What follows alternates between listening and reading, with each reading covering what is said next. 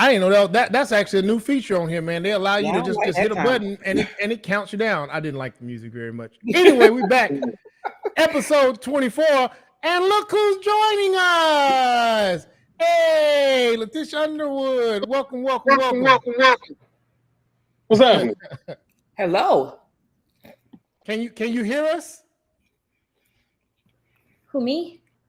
Yeah, oh yeah, okay, there you go. You can I can hear you. That means you can probably hear us. Yes. What's I can hear good? you.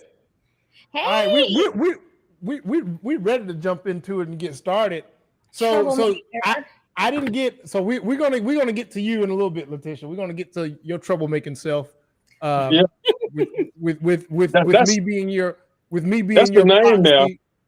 Yeah, with me being the proxy to your troublemaking. You know what You I'm saying? just as much the troublemaker as everybody else, Manuel. That's why you post What? The biggest, sir. You know the you matchmaking, the stir that troublemaker. pot with the old I grandmama spoon from the military. am but a vessel to deliver good word. I just do what I am required by the universe. That's what I do.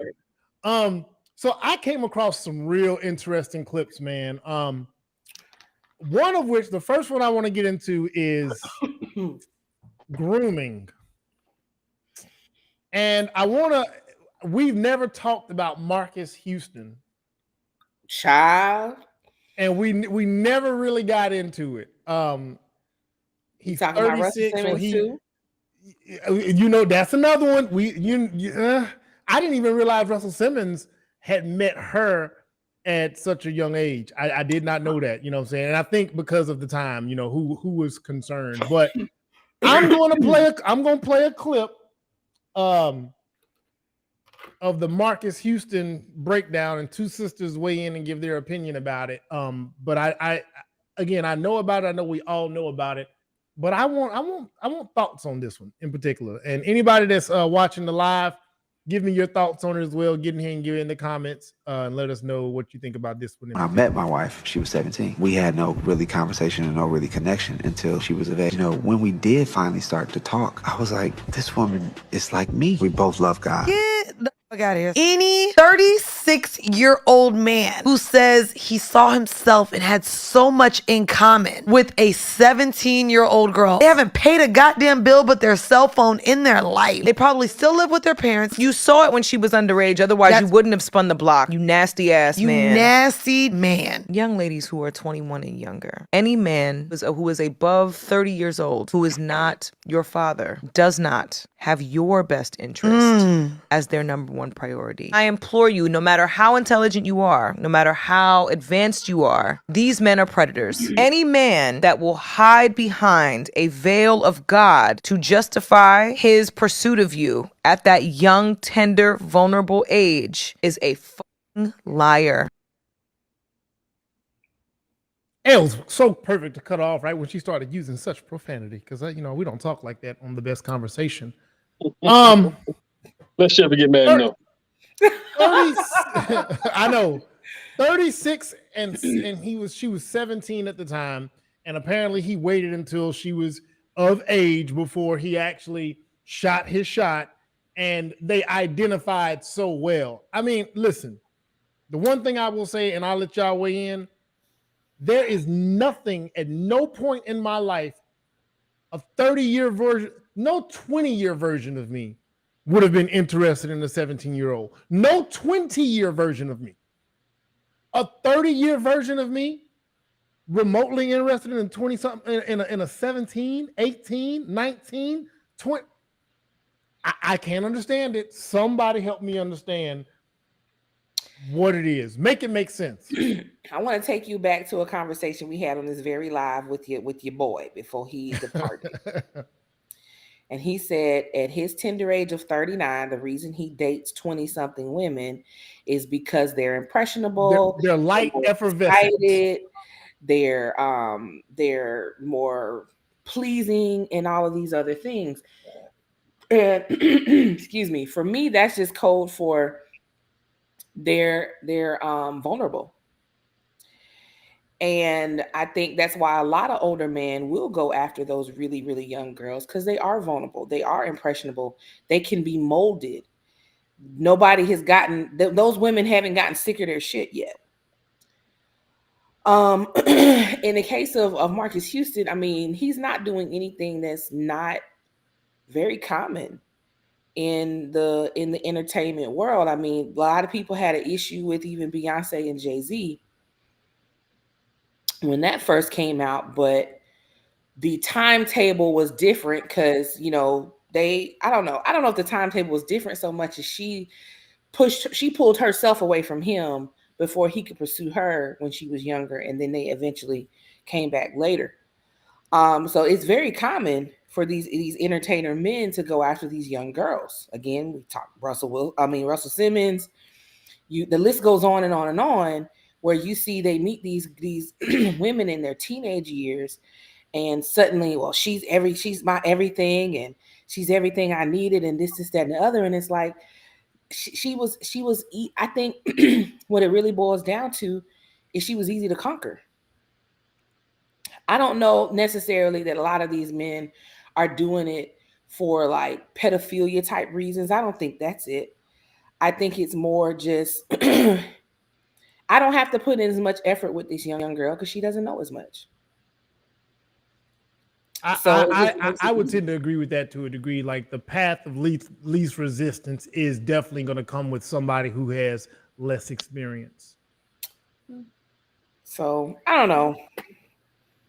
I have to disagree, and the reason why I disagree is because Jay-Z married Beyonce, Marcus Houston married the young lady. It's a difference when a man is choosing a wife versus a man just wanting to play around with some young vagina.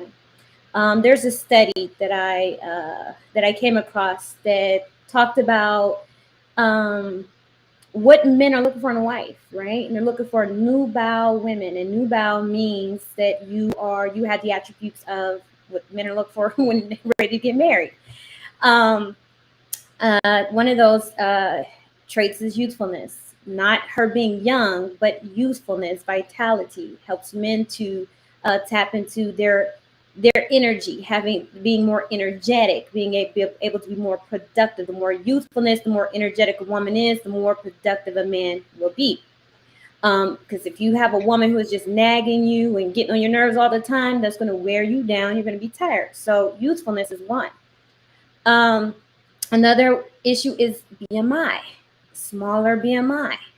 Her being within a normal range of BMI.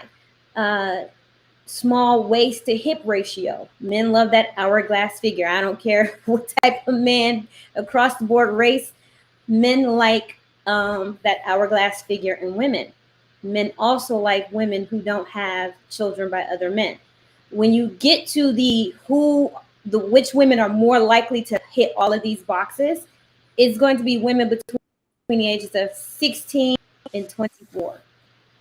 So if a man is looking for a woman who also virginity is a factor, not virginity, but less bodies, less engagement with other men. So when a man is looking for a wife, he's looking for a woman that's going to hit all these boxes. He's going to be looking at younger women, because once you get past 25, especially once you get past 30, children is going to be a factor. Weight's going to be a factor. Dealing with multiple men is going to be a factor. So if Marcus Houston was looking at what he wanted in a wife, and then he comes across a 17-year-old who is very mature, and he's like, listen, she's younger than me. She's not of age. I'll wait until she's of age to court her. 18 is a legal age. We may not like it. It sounds uncomfortable to us. But 18, we send our boys off to war at 18. But you mean to tell me a girl can't get married and be taken care of by a man who says, look, I'm going to make you my wife. I'm going to give you children.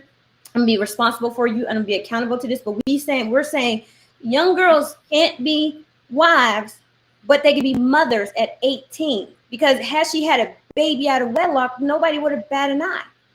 But she's getting married, and she's getting married to a rich man who is saying, listen, I'm not trying to play around with you. I want to make you my wife. I want to take care of you and be responsible to you and to any children we have. Like, how many times women are complaining that men aren't doing that? But we get a young man who is doing that, but because he gets a much younger woman, it makes everyone uncomfortable. So for me, it's about the intent. Where are you coming from when you're doing that? Yes, there are men out here who are predators who are just simply trying to take, and they don't give anything to the young woman. They're trying to waste their youth, waste their time. And heck, he could do that in his 20s. He could do that at her age. He can do that at 16. But you got a man who is saying, listen, I'm not trying to waste your time. I'm not trying to play with you. I want a wife, and you have all the markings that I desire. I look at my daughter. My daughter is 22 now. Had this been her, I ask myself, would I have been comfortable with a 38-year-old man coming to me and my daughter's 19 and saying, look, I want to court your daughter for the purpose of marriage? That would have been a strong conversation between the both of us.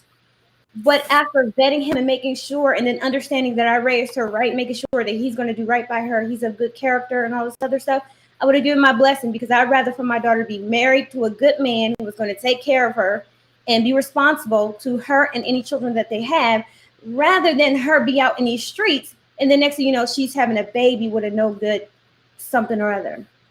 Luckily, she met somebody her age, and they're due to get married in a few years, in 2 years, in 2025. But this idea that everybody is making this more than what it is. No, some men want wives, and the traits that they're looking for, it happens to come in a woman that's much younger than him. So I'll say this: you didn't convince me over, but I can understand the rationale based on the intent that you absolutely just presented. Because one of the things that I tell my daughters, and I know one of the things that Frank tells his daughters, is don't allow your time to be wasted. Period. Like, nobody's wasting your youth, especially those early years, them college, like those early adult years, like it's such a valuable time. And me and Frank were talking about this yesterday, how as men, as much as women might hate to hear this, we have 30 years to waste. Literally, we have like almost 30 years to waste before we say, oh, okay, I want to, 20 years at minimal. You got all of your 20s and then almost all of your 30s that you can almost waste and then decide, okay, I want a wife and now. For the trigger, I hate to even use that word. What was triggering for me is a man saying he identifies with, but I think you might have balanced that out with the youthful side of it, because regardless of a woman's age, when she has that vitality and that youth and that spark, it does make a dramatic difference. Because men, by default, we're already laser focused workers and practical and grinding. You need somebody to lighten the mood. So I get your points are valid based on his intent. I still don't like the shit. Can I say something? One thing to consider is Marcus Houston's previous history before that girl.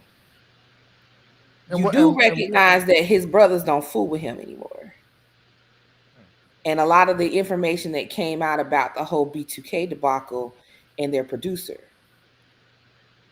So that's what gave me pause on that, is because he had been touted as a predator for young people, period, even before then.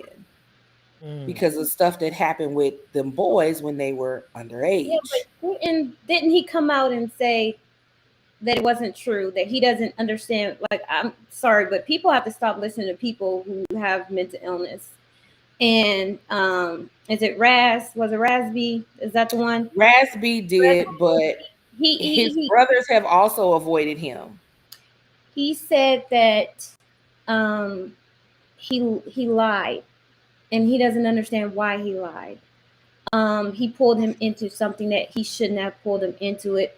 I think it made the story more credible. But I remember seeing how, like, Marcus always touted that he would only have children in wedlock. He was looking for a wife, like even when he was in his 20s and things like that. Because I remember on the episode of Punk where Omarion was like, I got a woman pregnant out of wedlock. And Marcus Houston was very, very upset, very frustrated, because he said men don't act irresponsible like this. You're going to have to marry her and all this other stuff. You also have to factor in that he's Jehovah Witness. So when you are marrying Jehovah Witness, Yeah, there's not. they move different. They move they different. are a very, I don't want to say indoctrinated, but that's the first word They're that comes to definitely my mind. indoctrinated. It's Mhm. Yeah, indoctrination. they're an indoctrinated group. And no offense, but I mean a lot of It's like a people that poor are man Scientology. It just is. Yes. yeah, they're yeah. So So I don't mean that. Imagine those young women, because do you know how many women come to me and who are Jehovah Witness and they want rich men? And I'm like, you Jehovah Witness. Like Sheffy said, it's a poor man's Scientology because they're all the men are going to mostly be poor. Yes. So here you have a rich man who is a Jehovah Witness. You think a young girl who was looking to get married and have babies, because when you're in religion like that, you start thinking of having babies at a very young age. You start thinking about getting married at a very young age. That's your goal. And then you throw on top of that a man who got money. Age is not going to be a factor, right? We're not talking about a young girl who is out here trying to play Barbies and trying to find herself. She found herself very early on through her religion.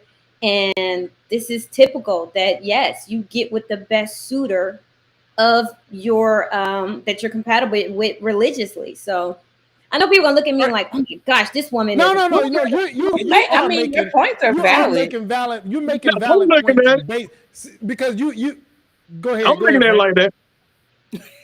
God damn Go it. ahead. Go ahead, Frank. You go ahead, Ain't no Frank. damn way. I don't care how rich this nigga is. I don't care what religion this nigga is. Jehovah go witness me beat the hell out of this nigga. If he come to my house, sniffing around my daughters, that's 17. Cause I got two 16-year-olds, two 15-year-olds. If a nigga 30-some years old, if a nigga 20-some years old, pull up to my house and tell me he here to see my daughter, like nigga, this the last thing you gonna see is my front door. But he's not going to pull up to your house, right? Because I if you were raised Jehovah Witness, Boom. then you would be okay with that, though. Like this is something that Yeah. he's not trying to date women who are outside of that, like young women who are outside of that. Like if you are raised in that, then you will automatically get it. I have family members who are raised in that. It's not a big deal for them to have these age differences. Now it's a big deal when you got a 16. Now, if she was to get married at 17, 16, 15, 14, that's LDS. That's something different. But you have a man who comes to you and says, I want to court your daughter for the purpose of marriage. Not I'm going to take her out on a date and have fun with her and see where things go. No, I'm going to court her for the purpose of marriage. That's that religion aspect. They don't look at it that way. So let me flip it. Now, they're different. They're greatly different. My grandfather was 10 years older than my grandmother.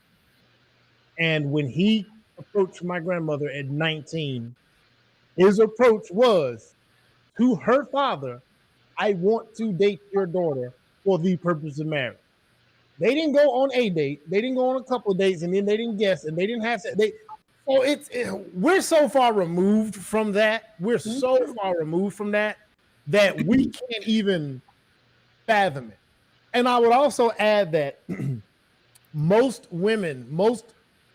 16-year-olds are not prepared. Because they're not. What 16-year-old? I'm going to put any 16-year-old up to what my grandmother, great grandmother, aunts, them great aunts. Man, these 16-year-olds ain't built for that today because they're in 16-year-olds can't even go in the store and order their own they're food. in school. They're not taught to raise a home and take care of children, and that's not their primary focus anymore. The women then, and so I don't know much about Jehovah's Witness. I can't necessarily say enough based on personal knowledge or any research that they are groomed to be that way. But if they are, the rationale makes sense. I don't like it because the age dynamic I don't like. I wouldn't like it for mine, but mine are also not raised in that frame of mind. Mine are normal, modern, the way we raise children modern now. We go to school, then we go to college, then we figure it out. Then they're not taught to be wives and homemakers as a central focus. And I don't think none of us do that now. As a central focus, No. it's very rare. We don't find that. And so Frank, I think the way you, I mean, I get it. I get it. But you're not raising your daughters to be wives tomorrow. You're raising them different. They're far removed from that. And that's not necessarily a bad thing. It's I'm raising my daughters to be responsible adults. If they get married, fine. You know, they learn how to be a wife by observing their mama.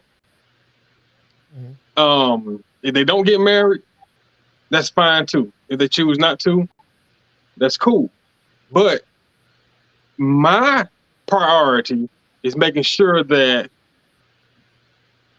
at whatever point I leave here, they're able to take care of themselves, with or without a man. So I'm not stuffing them with religious ideology about what type of woman they need to be.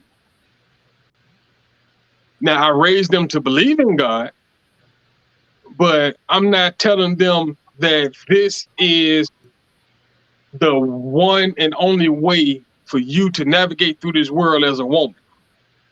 I'm not preparing them for a man. I'm preparing them for this world. That's my priority. Them getting married and all that stuff, that can be figured out if it actually happens. You know what I'm saying? Now I got a question for you though. So is it not a fear that they might not end up married? Because I will not lie. If I'm 70 and mine ain't married, I would just hope they ain't got no children. Listen, I don't want single motherhood for my daughters. I don't want that. Exactly. I don't want them in that situation. I don't want Morgan and Michelle to experience that whatsoever. I would prefer them to experience and succeed in marriage, preferably sooner rather than later, because I will say this, that you don't quite have this experience. As a bachelor, before getting married, I was out here and I saw the way a lot of women felt. I heard the way a lot of women felt. I heard the stories like in real time. And one of the things I couldn't help but come back to was like, damn, if somebody would have gave them some nuggets of wisdom earlier to make decisions earlier about certain types of men earlier, they wouldn't be in this position. Now, I believe you do I know you give your daughters those nuggets and wisdom, so I think they'll be fine. But if they didn't, it wouldn't bother you if they was like, if you 75. Yeah, it'll bother me. And it'll bother me. But the thing is, like I was just telling Kira, the about 2 days ago, and I was like real life pissed off. And I told her that, you know, I'm mentally preparing myself to just to just take care of my daughters. Because with the state that single people are in, with these type of niggas that's being bred, Shy. ain't no way I would turn my daughters loose with the type of nigga that's out here. So I'm just but what if a 29-year-old roll up and she's 21? What's a comfortable age gap for you? What would be the largest age gap that you can see yourself at least squinting your eyes saying, all right, let me see. The largest age gap. Man. Give it to me. I'm pinning you down. Give it to me. I don't like the way that sounds. Pause. Wow. Yeah. I mean, Damn. I'm sorry. Damn. Like that. Is Vlad here? Oh man.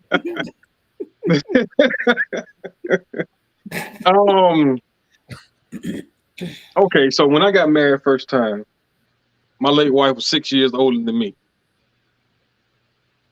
Because of that, I'm willing to let that slide. just because, I can't say don't do it because, I did it. But it wouldn't be ideal for me if my daughter was 20 and nigga was 26. Damn. Okay, see you bugging. See, I'm it would more have to be intent for me. It would just have to be straight up intent. Because think about 20 and 26. Think about this. That different. The 26-year-old brain of a man, I'm telling you now, forget what you think. Do your research. The 26, there you go. The 26-year-old male is not really far removed from a 22-year-old girl. He's not. There are exceptions to that rule, absolutely. But I'm telling you, I let it ride on the strength of. So what about 28, and she's 21?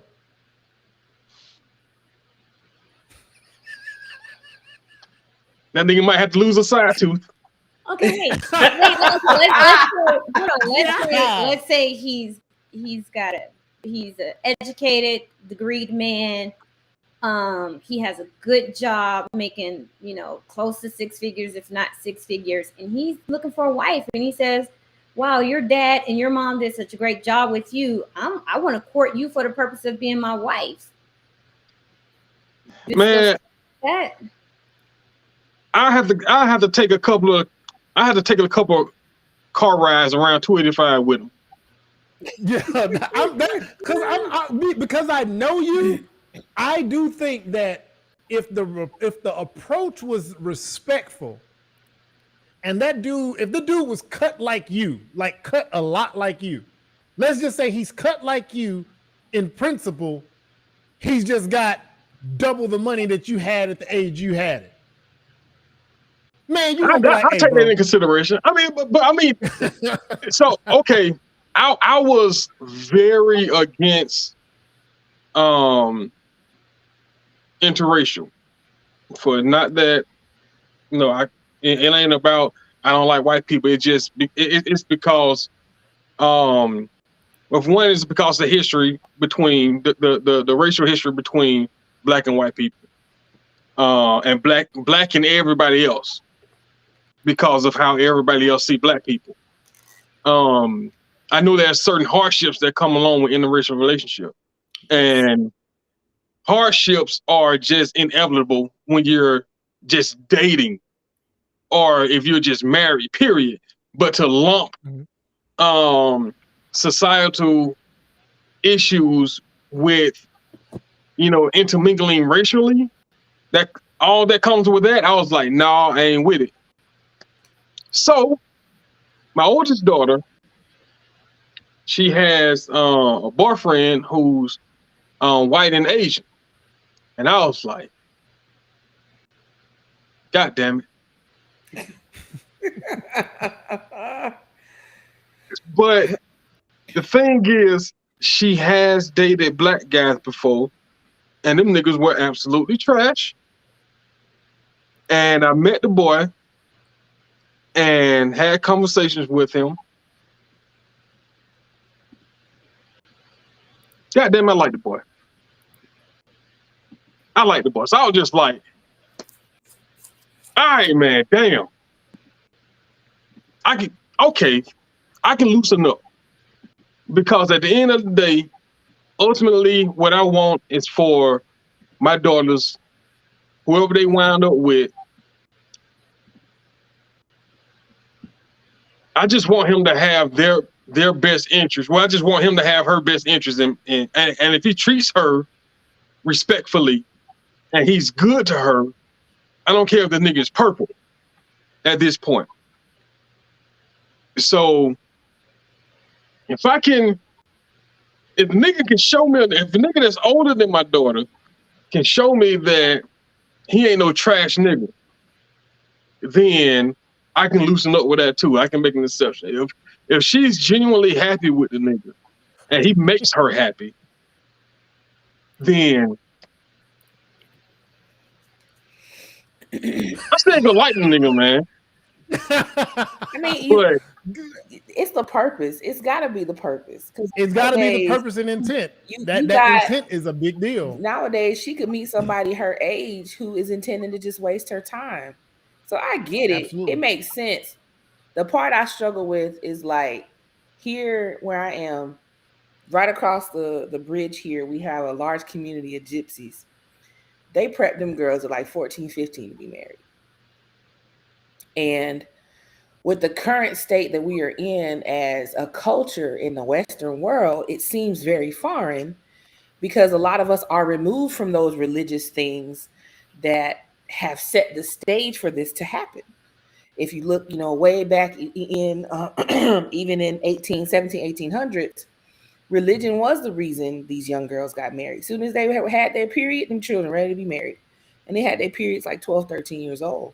So it was common for this to happen. I mean, look at Elvis Presley and his wife. She was what, 14, 15 when he married her? She was So, they met when she was 14. They got married at 8 when she turned. No, right, she was 21 when they got married. I know even my grandmother, she was 16 when she got married. And that was in the 60s, 50s, 60s, 60s. It was in the 60s. So we're not that far removed from this young marriage thing happening. And I think and because we have had so many predators in our communities, especially the Black communities, that's why it seems real kind of disgusting when you see it. But you're right. When you go back and look at the intent of all these men, most of those men married those girls. Would I want that for my daughter at 17? She's 17 now, be 18 next month. I don't know. But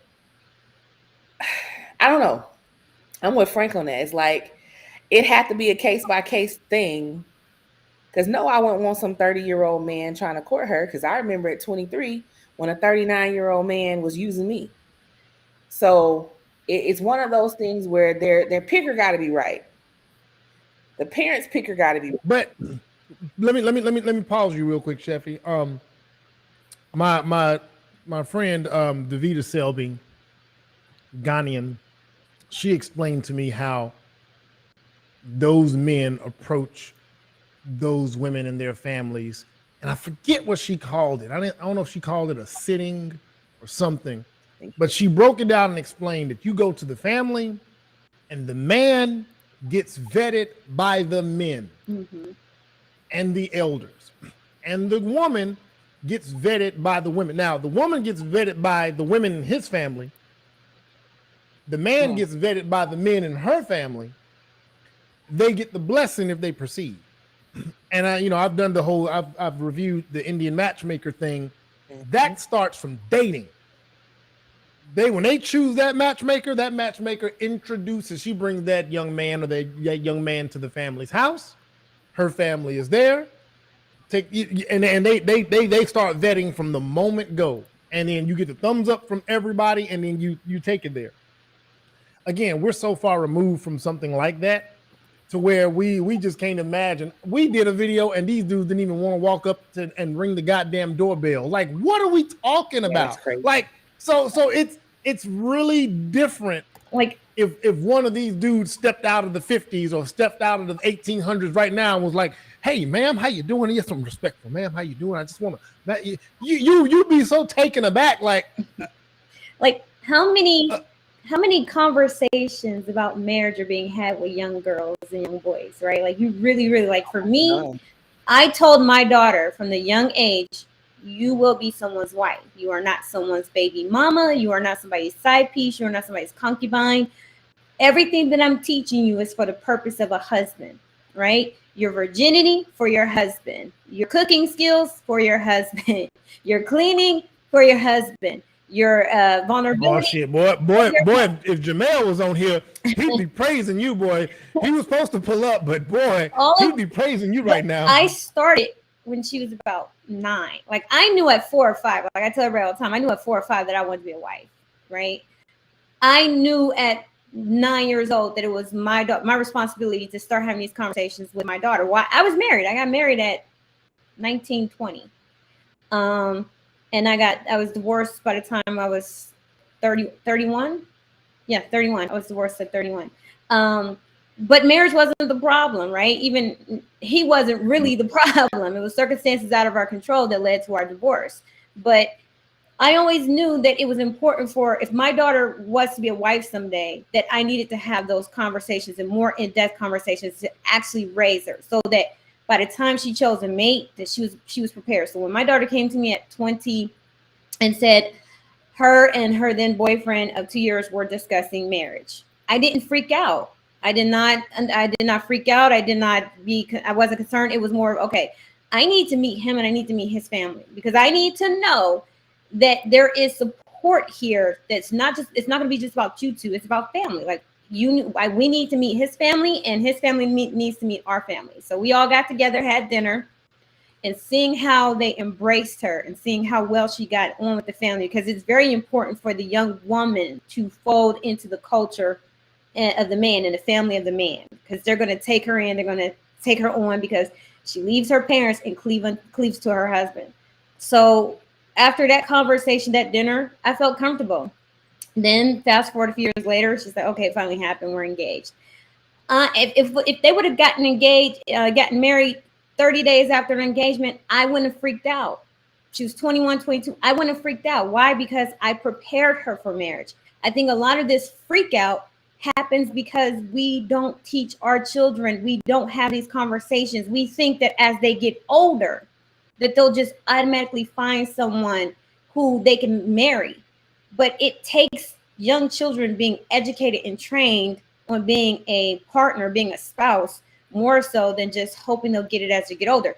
It even takes more than them just watching their parents, because I've seen so many kids come from two-parent households, or now with adults coming from two-parent households, and they have no idea how to be a husband or a wife. Why? Because their parents never added context to the marriage.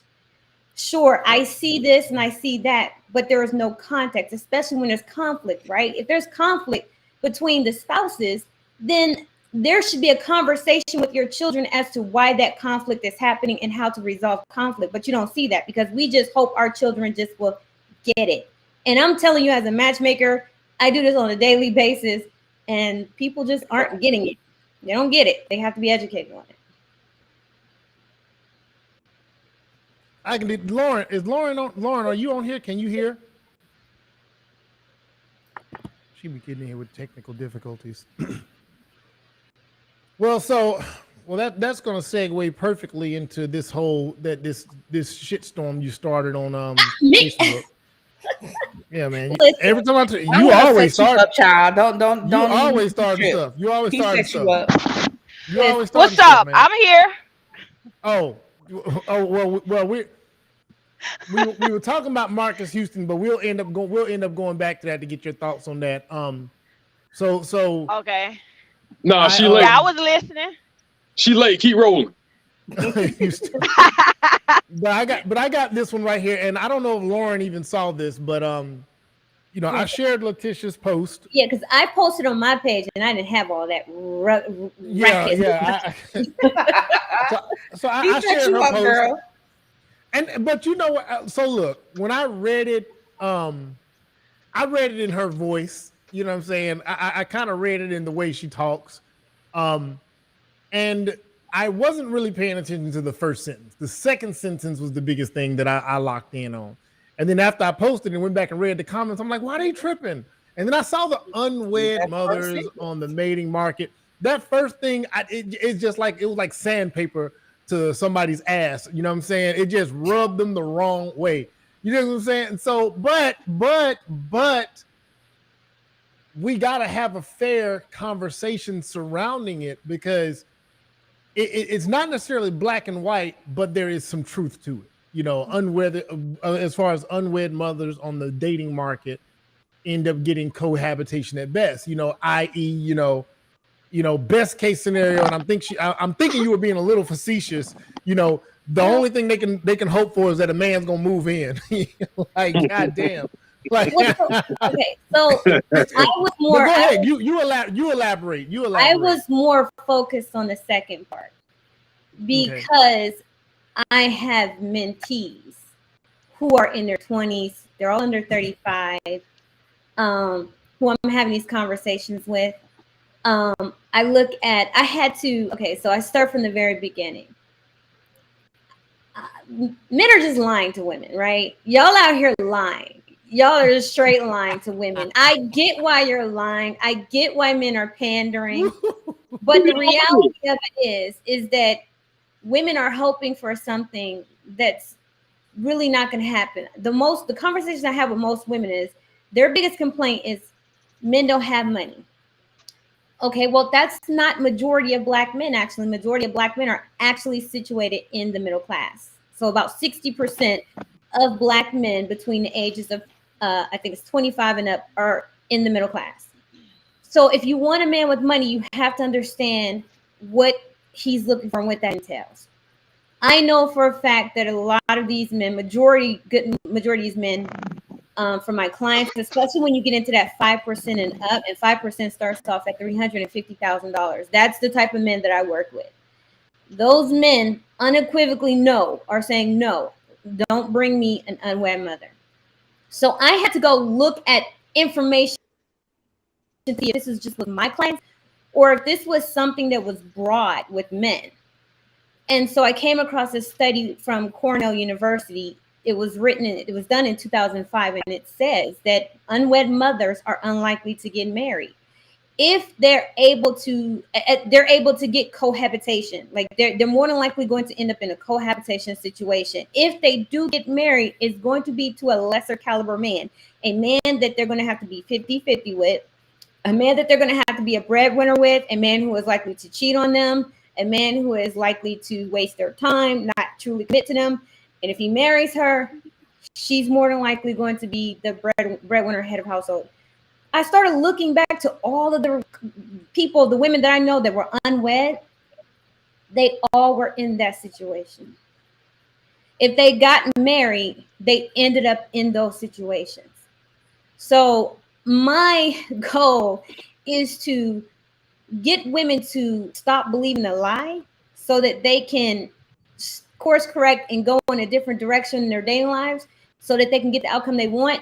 But if it's too late for you, if you feel like it's not going to happen for you, then at least teach your daughters so that they don't end up in this predicament. I had a young lady on a panel the other night who told me that she was a virgin and she was 25. She was a virgin. And she had a hard time with men. The men didn't want to commit to her. They didn't want to, she was looking for marriage. So she met somebody at 27 that she liked. And she liked him a lot. And she had sex with him. And I was like, were y'all in a committed relationship? And she said, no. And I was like, well, why did you have sex with him? She's like, because I liked the way he made me feel. I was like, but so you mean to tell me the good feelings that he gave you was worth you handing over your virginity to? So then I asked her, I said, what conversations did your mother have with you about marriage and saving yourself for marriage? And she said she had none.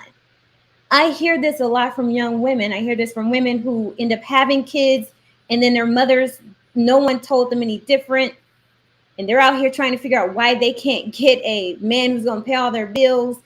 And I hear from women who are just passing out their virginity like it's candy on Halloween. Like it's no big deal to them.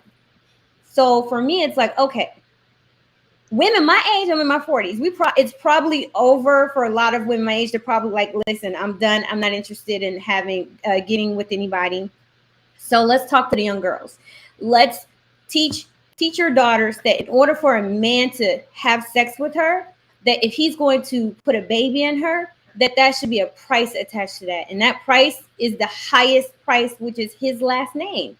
I don't think women understand how much men value or should value their last name. Maybe subconsciously men do. That's why they're not getting married, because they're not willing to give their last name, pass their last name on to just any woman. Let any woman attach to that. But for some reason, they put a baby in you, but they won't give you your last name. That goes to show what they value more. They value marriage more. So if you value you as a woman, you value your body, you value your time, then attach the price of him marrying you with that. Don't just give it out there. So yes, the unwed mothers on the mating market end up getting cohabitation at best. That's a statistical fact that came from statistical data. That's not me saying that. That's just me putting out a fact that men are not choosing women for the most part to marry if they come with another man's children, especially out of wedlock. So don't allow your daughter to be in that predicament. You got in that predicament, that's fine, but don't allow your daughter to end up the same way. Teach her something different, and that was the purpose of the post. If you had left out the first sentence, I think you would have got a totally different response. I'm sure I would have. But you know what? But you know what? No, I will tell you now. I will tell you now. It would have got a different response, but it would have still got a response negative because all of them gonna chime in. Not everybody want to get married and they married. Everybody think it's a trophy to get married. Everybody don't cherish marriage. Marriage is just a piece of paper these days. Everybody 50% divorce rates, child. You end up a single mama anyway. I'm quoting all you bras that was on that goddamn post with all your detractors to marriage as if you don't want to be married. I need y'all to stop lying. I really, it behooves me because I will go on that same post. I go on all kinds of posts. I'm on my post, people's posts, taking smoke and giving smoke all day long. And they always saying, well, not everybody wants to be married. Stop your lying ass because y'all are telling people two different things. Y'all are telling men in your life that you're dating one thing. Y'all are telling matchmakers another thing. Y'all telling coaches and your mama and Jesus another thing. And y'all come on social media, marriage ain't that big a deal anyway. I'm doing it. Stop your goddamn lying. You're lying. Most of you are lying. You got to think about the reason that is, though. Why they lying? Tell me the reason they lying. The reason is because a lot of women have just lost hope. So even though marriage has been the goal and probably was, they've lost hope to the point where they have made themselves believe that it doesn't matter. But if somebody pop up with a ring today or tomorrow, they're there. Especially if it's the guy they want. Oh, absolutely. Like what I said on the post was like, well, I don't agree with the cohabitation at best part just because there's so many factors that go into what a man is willing to put up with. Now, if we're factoring in a man's income in that part, then yes, I would agree. Your typical high value man isn't going to wed an unwed mother. But the men that exist in the middle class, a lot of them will. But then the numbers change when you go from one child out of wedlock to 2 to 3. Yes, that was my thing. That was mine. Right there, boy. Also get a little hairy, like, girl, you got 6 baby daddies. I don't know. It's gonna be hard. You don't even need to participate in the conversation.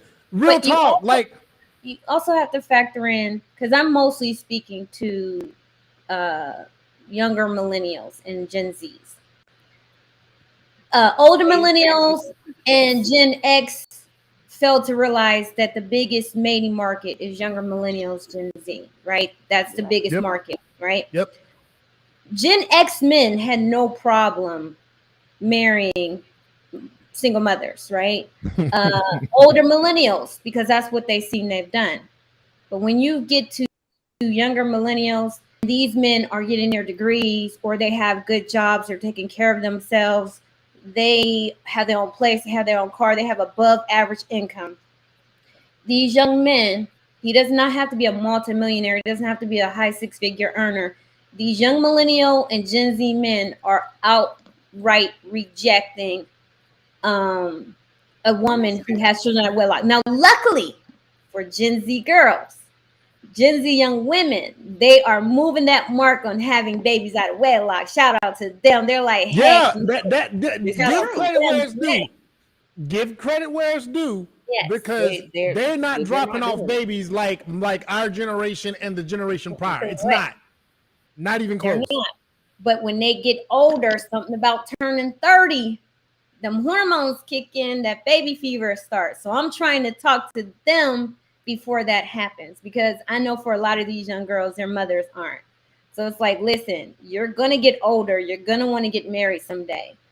Make sure that you're not, this is not going to be a situation that's going to make it harder or outright prevent that from happening for you. Agreed. And because like I didn't disagree with the teach your daughters thing at all, because I teach my daughter all the time, and even my sons, I tell them straight up, your seed is not supposed to go in any old thing. Your penis ain't supposed to go in any old thing. You have to vet these girls Just like I tell my daughter to vet boys. Like I always tell my son, you know, he's a mechanical engineer. He's already making above what he should at 19. Don't attach yourself to somebody who is going to detract you from the success that is for you. So I totally get it. I think it's a conversation that should be had between girls and boys, because I don't think our generation has done enough to train up our kids for the future of marriage. And then we just talked about this. We're not having these conversations. Nobody had a conversation with me about marriage. The only conversation my grandmother had with me is get your own so you don't need no man. That was the crux of it. And she had been married 5 times over the course of her life, had all of her kids in wedlock. And her advice to me was, get your own so you don't need a man. But when that came to my children, I'm like, you want your own so you don't necessarily need somebody, but you want to be a good partner. And the way you be a good partner is you make sure you are vetting these people, know that they're worth your time, worth your energy, and are not going to detract you from the goals you have for your life. Especially if you're a young man out here who is on track to, you know, be 25 years old making 6 figures. I'm gonna need you not to just go putting it in anybody, please. Because no, we're not having out of wedlock babies. We're just not. We can avoid it. If you make a mistake, we'll figure it out. But if you can't avoid it, please do. So for me, I think the conversation needs to be had with boys even more so than girls these days, because we have spent so much time telling boys in their 20s, just go have fun. I told mine the exact opposite. Go ahead. No, Frank, I want you to speak to that real quick. To what Sheffy just said, as far as the conversation with boys and how that should be going down. I just recently had a conversation with my son because he's been abstinent for a while now, because 22, gonna be 23 in September. He's working on establishing himself in what are you doing? Day trading. And he's investing a lot of his own money into that building a career in that. So he's been focusing on that, and he decided to distance himself from even entertaining women, so that he can focus primarily on getting himself established. So what day was it? Was it Saturday? Yeah, Saturday I was talking to him, and he was saying that he think he's ready to go back out and kind of test the waters and everything. So I just told him straight up, stay on that path of abstinence. Mm-hmm. Don't give in to your urges just because you feel it. You know what I'm saying? Just because a girl might be bad doesn't mean that you got to knock her down. He said, no, I ain't talking about that. I ain't doing that. I was like, okay, hey, that's great. It's great that you ain't talking about that, but I'm telling you anyway. And I told him that whatever woman that you that you're that interested in, ask yourself, can you see yourself spending at least 18 years of your life attached to that woman? Absolutely. Because that's a very real possibility. It's a 50-50 chance. And I told him that, you got to value yourself.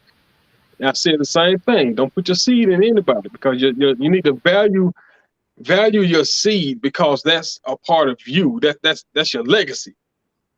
That's not something that you just give to anybody just because you got a big booty.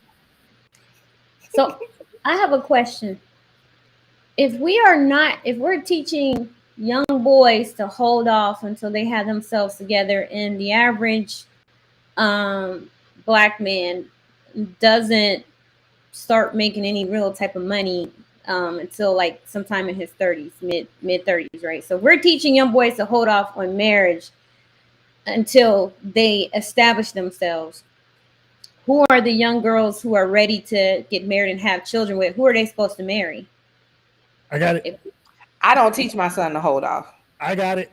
I just don't want him out here. If he's dating a girl for marriage, at like he's 19 now, he makes about 60 grand a year or so. And once he finishes his degree, he'll easily be in the 120s. So by 25, he will be established. I don't want him. I don't think he should wait till 30. And he doesn't even have to wait till he's 25. I just don't want him investing in a woman who is not going to fit the goals he has for his future. He needs a teammate. He needs somebody who is going to feed into him. Right. You know, like when he looks at me and even his father, even though we're not divorced, he saw me helping his father propel himself in his career. He also saw his father helping me propel my career. And I want him to have that. If he meets that girl at 20 and he's like, this is the one and I want to marry her, okay, I'll support it as long as I see she's on a similar trajectory. But it's some of these little knucklehead girls. I'm like, baby, no. I got another answer, you know, to Letitia's question. So when we talk about men getting ready, you know, how much money does it take to start a family? I think we really are so locked in to what it costs, then we do ourselves a disservice. We push everything down the line. Everything, Susan Vinker talks about this. Everything has become on, I got to wait till I got a certain amount of money. I got to wait till I got a certain amount of money. But those of you who have not lived across all the parts of America, if you live on the coast, I'm not talking to you. If you live in Atlanta, I ain't talking to you. If you live in the major metro areas, I'm not talking to you. Understand, those of you that live in the major metro areas, y'all are in a market that costs financially more than these others. What young people who are seeking marriage should consider is when you graduate college, if you can find a lower cost of living area, get your ass there. Because what you can get for square footage in these smaller locales, what you can get for your dollars, the tax rates, every single thing. Y'all want to live it big. Y'all watching Instagram and you want to take your wife on a trip. Oh, y'all want to have 2 cars and then y'all want the name brands and y'all want the foreigns. Y'all want all this stuff and y'all can get all that stuff. But here's what happens. Y'all get all that stuff. Y'all are married. Y'all are in y'all 20s and then a baby comes. And then mom gets that long layoff time off work and then she decides, oh shit, I want to stay home a little longer. But husband has been living in this market in this major area where he can't help but depend on her money. So for young couples, get your ass out of these major metro areas. Stop looking at Instagram and looking at the lifestyle and thinking that I got to duplicate what Jay-Z, Beyonce, and whomever else you admire doing, because you cannot do it. You're not financially built to do it. I've lived in areas and I see young couples doing better than couples that are 40-something years old each. Yep. They're doing better because they live in a municipality. They live in a locale that's so low cost to where this young dude, he can handle that. He can take his ass to work and bring back enough bread and hold it down.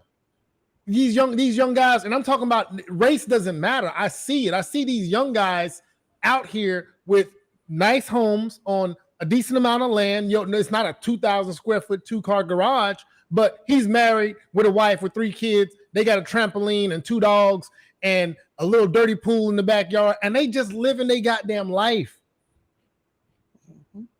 So the capitalist mind is what really got y'all fucked up. Y'all don't think y'all can do something unless y'all got a net average income of 120 grand. Get the hell out of Atlanta, New York, DC, LA, Miami, Orlando, Dallas, Houston. Go all around the map, look at all of them and get the hell out of there. That's what I would recommend for those that are serious about it. Right.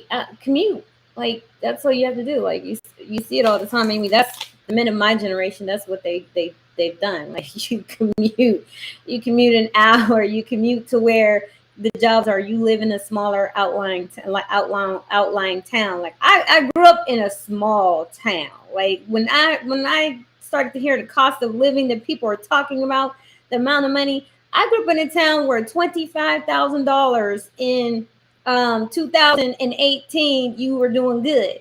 Like you were 30,000, 45,000, 60,000. You were able to get you a McMansion or something out there. You were able to get a 4-bedroom, 3-bedroom house and have and drive a decent car.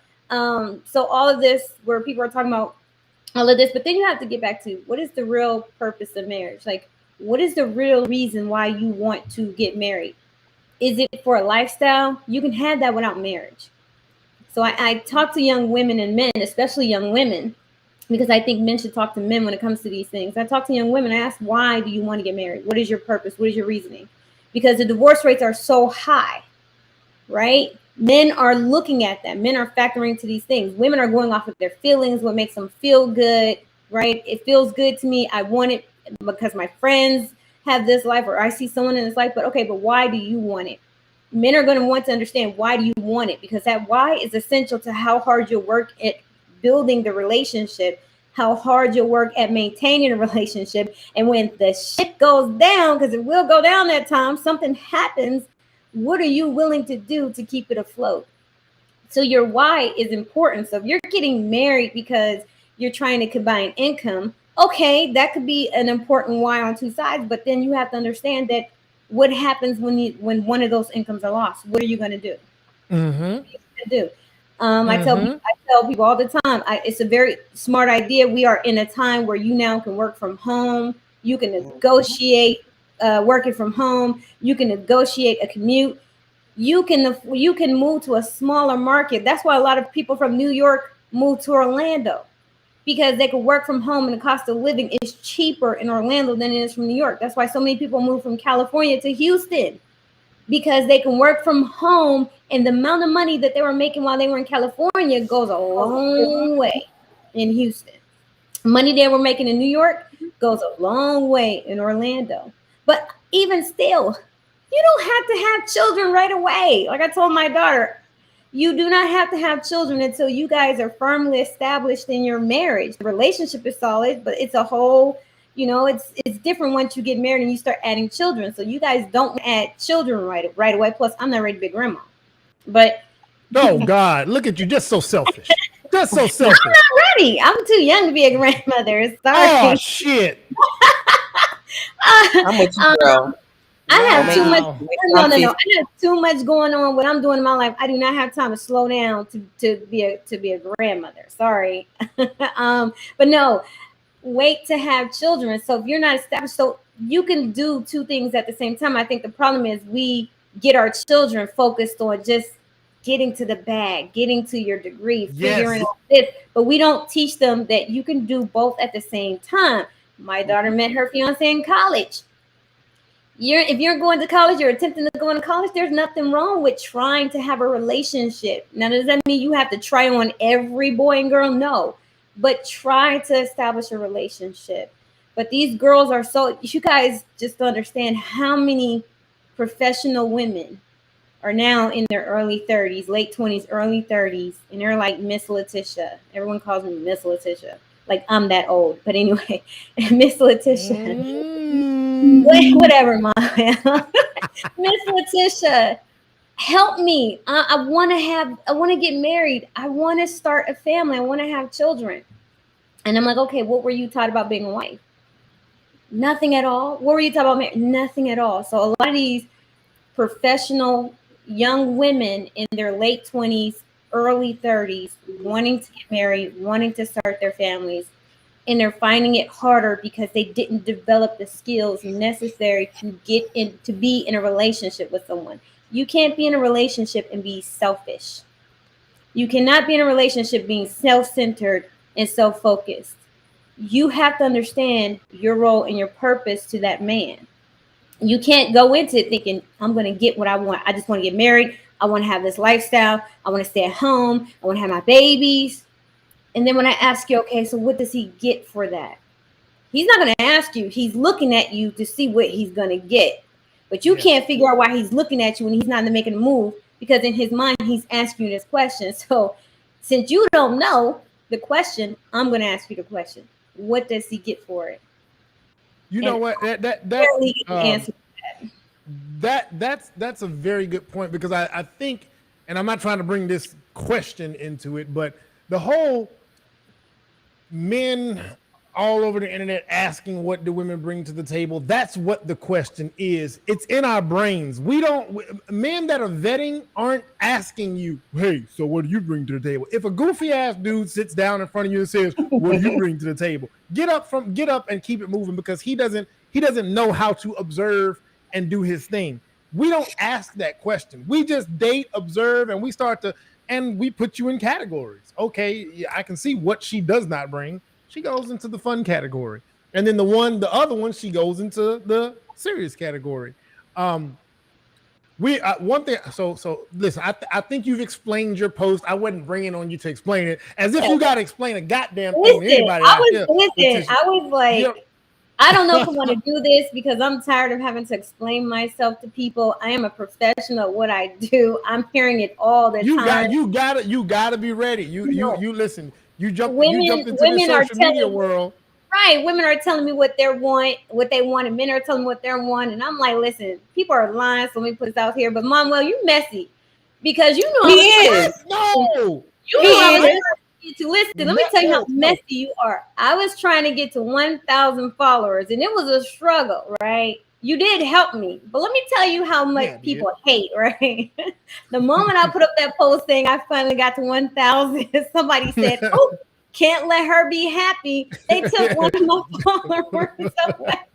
Oh, Lord. People say and I went and looked. It is at 999. It literally is at 999. It's that bitch.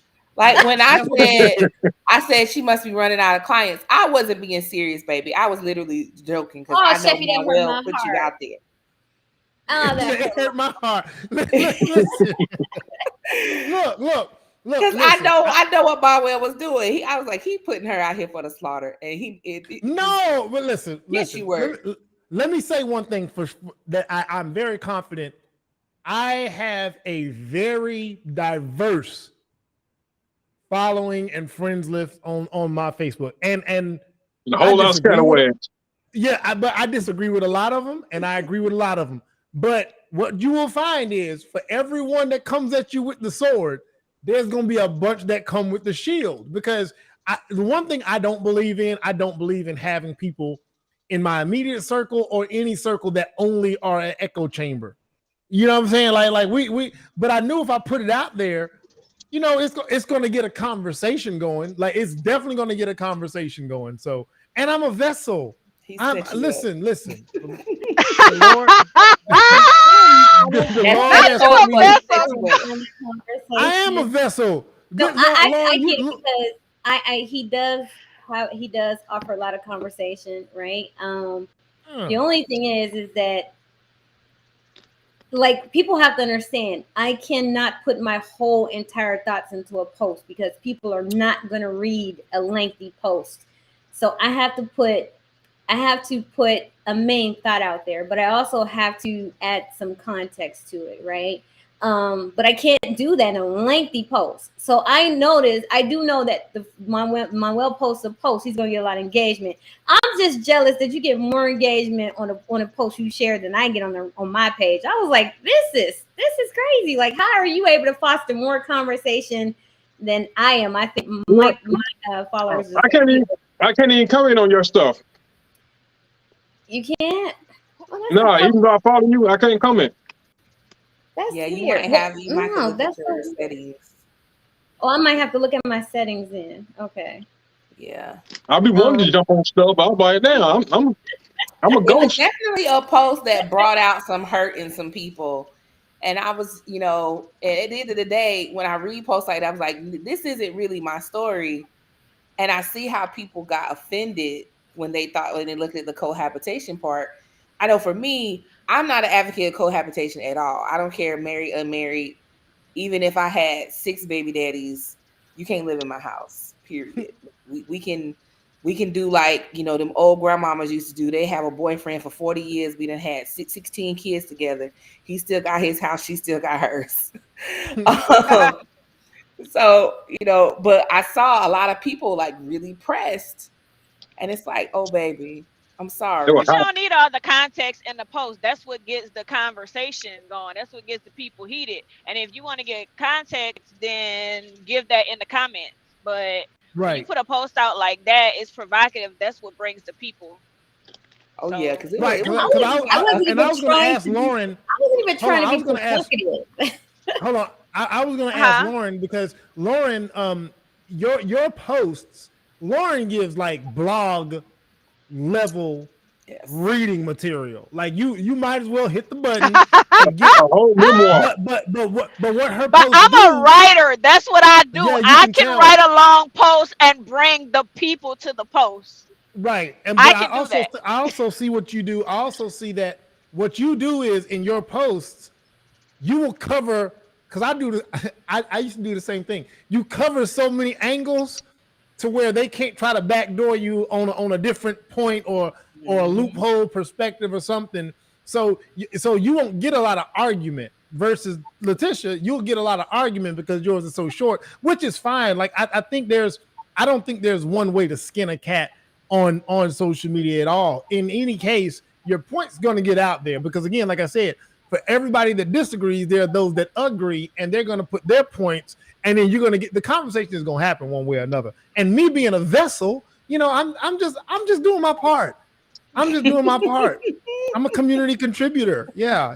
Anyway, I want to segue into something else.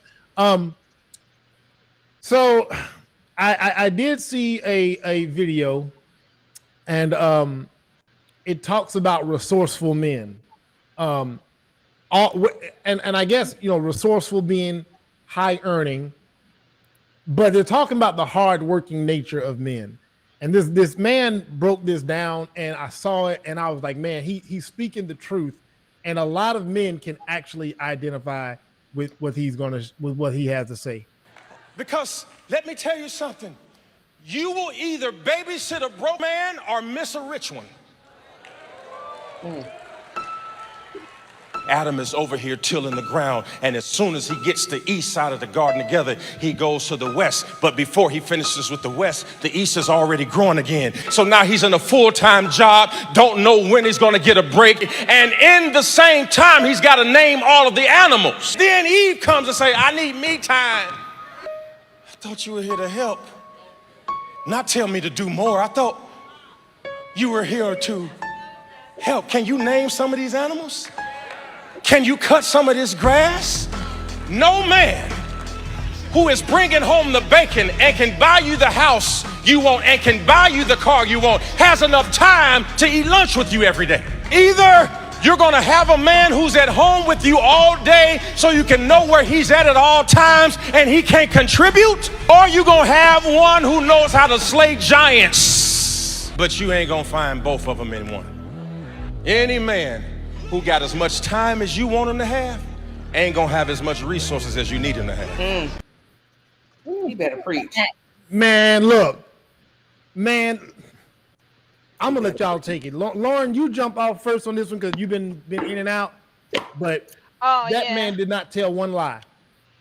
No, that's the truth, and a lot of women don't realize people go to extremes though. So it's like women don't really want to hear that because and as a matter of fact, I had this young lady say that on one of my posts recently. She said, well, I don't think that I'm gonna be able to have it all. And I said, what do you mean? Why you can't have it all? Well, I want a man with money that's gonna buy me things, but I also want his time. And like I want to have both, but I feel like Okay. if he gonna pay the bills and buy me the things I want, then I won't be able to have his time. So, and I'm like, yeah, you're right. Now the other on the flip side, a lot of men take that and run with it and try to make women feel like they will have no time. And I mean, if a woman is willing to accept that, I guess. But a man who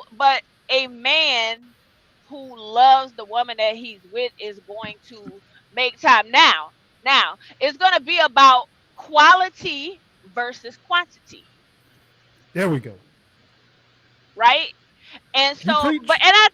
I think that really, that's really what we want, right? We don't want to feel we don't want to feel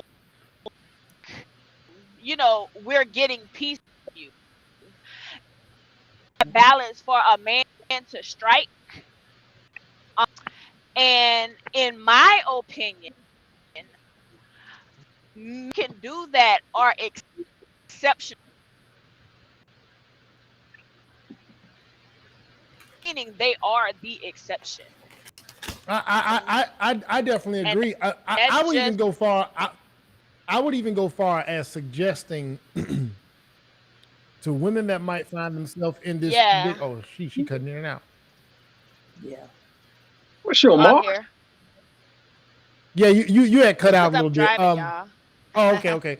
What I was saying, to your point, one of the things I would suggest for men and women in this dynamic, where they do find that the quality time that she wants, she still doesn't get it, and it sounds crazy, but it's a real thing. Schedule.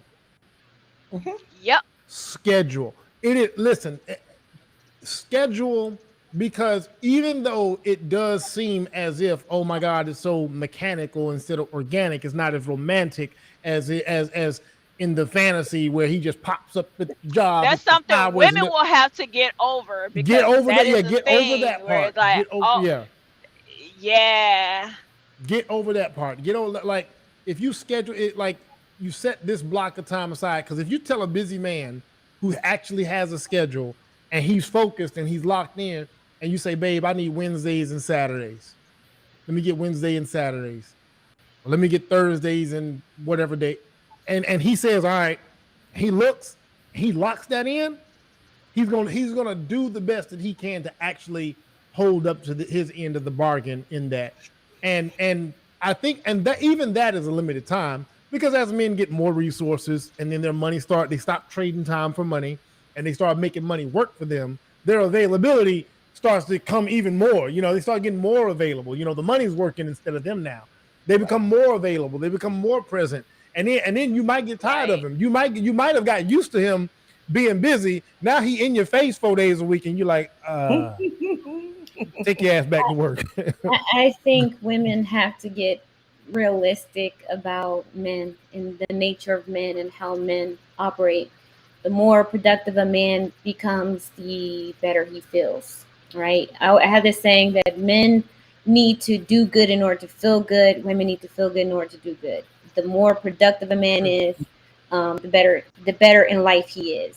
Um, Men who worry about legacy, they focus on the responsibilities of the family, whether she can bring her portion or not. He knows that ultimately it rests with him. He's going to do whatever it takes to get it. And if that means sacrificing time with the family to make sure that the family is provided for and they are safe, and there's security there, he's going to sacrifice time with the family so that he can provide provision, security, stability. That's where the wife, the mother, the woman he chooses. Why it's important for men to make sure that you understand that the wisest decision you can make in your life is the woman you procreate with, the woman you choose to become the mother of your children and your wife. She's supposed to come in with the understanding of that's what he's doing. And my job is to make sure that the kid, I understand that, and that the kids understand that daddy's not going to be here for everything, but everything is taken care of. Everything is good. If you don't want to have the understanding, then get out there and get a job and work as hard as he does, and split the costs so that you can split the time. It's as simple as that. But women are trying to have it all. And I'm gonna tell you, rich men, I work hard. My well hits me up about 4 or 5 o'clock. I'm like, can you join the stream? I'm like, I can't. I'm busy. I got other obligations, right? Mhm. I work hard. I know how hard that I work, and I see how hard that my clients, most of my clients are multimillionaires, right?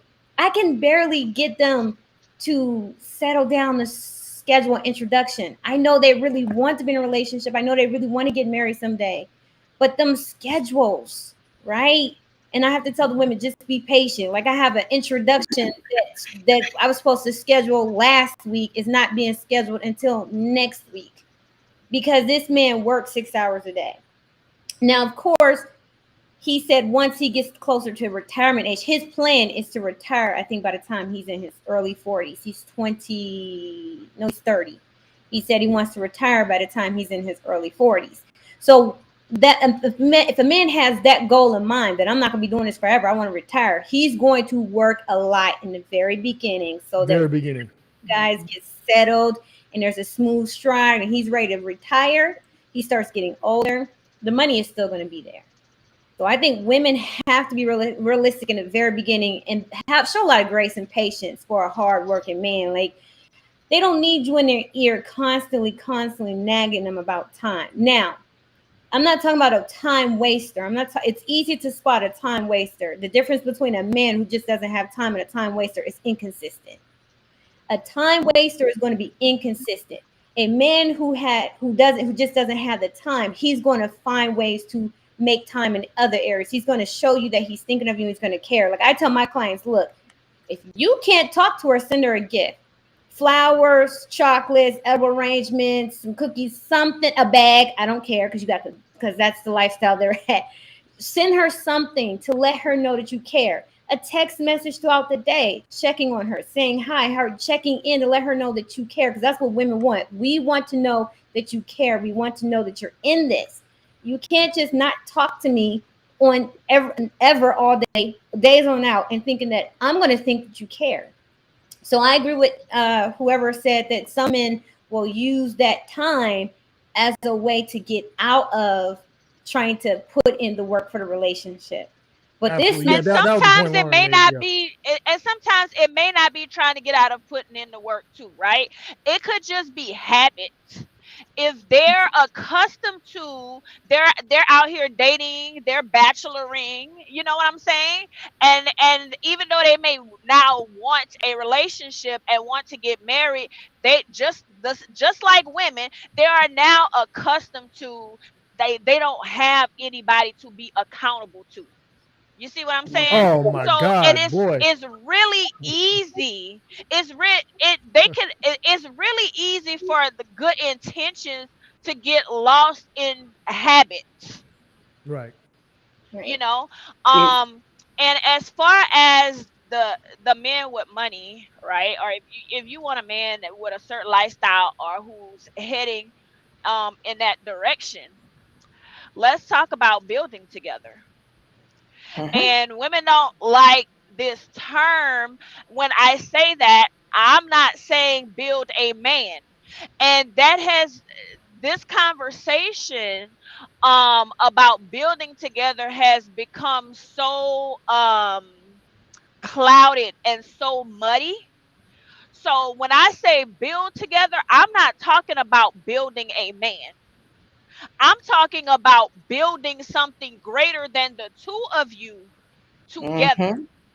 with Mm. someone who has already proven that he can accomplish something, right? I think if a man hasn't had certain accomplishments or hasn't proved to himself that he can build something, he's not going to be marriage material, right? Those are the men who, when they get to that level, are going to leave you. That's going to be those men, right? But a man who has already proven that he can build something, and you're helping him build on top of that, you're helping him expand Yep. what he has already built, You're right? multiplying that man. It's the most natural Exactly, thing. because that's a woman's role anyway. A woman's role is to multiply, to amplify, right? And so, with that being said, that solves the time problem as well, because um if the two of you are working together, then there's no, we don't have, because y'all are working together. So Like let me whatever he's building, find you a man who, number one, y'all's values are aligned, and number two, you have similar visions. The gifts that you have, the gifts that you're bringing to the table, fit seamlessly into what he's building, and then you make yourself valuable that way, and you don't have to worry. Oh, okay. She went out. let me Cut let out me again. give some uh, tips as to what she's yeah. talking about, because with men who are in that higher tax bracket, the way that they look at it as, number one, the biggest way a woman can be resourceful to a man who is already established is her network. What does your network look like in your ability to network? He is going to be put in positions and places where he's got to possibly close deals, make deals, mergers, acquisitions. If he's, or attain clients.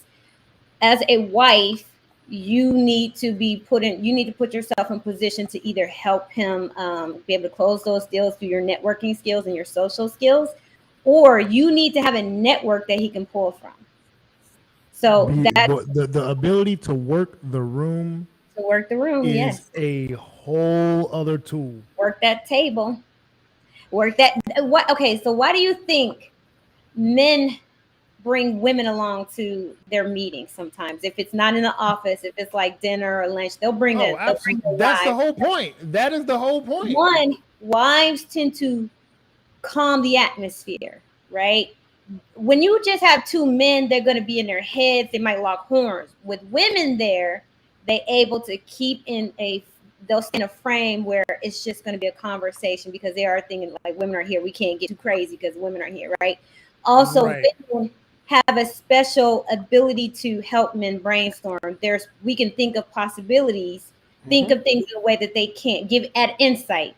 That's what add insight to something. Well, have you thought about doing it this way? Have you thought about it that way?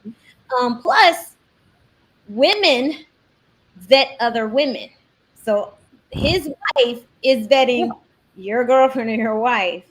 And depending on the wife or girlfriend and her skills and what she is saying will determine whether or not that deal will happen, will determine or not whether the outcome that you want will come about. So networking, and also building a network, because it's very important that you have the right network that your husband, your man, can plug into at the appropriate time.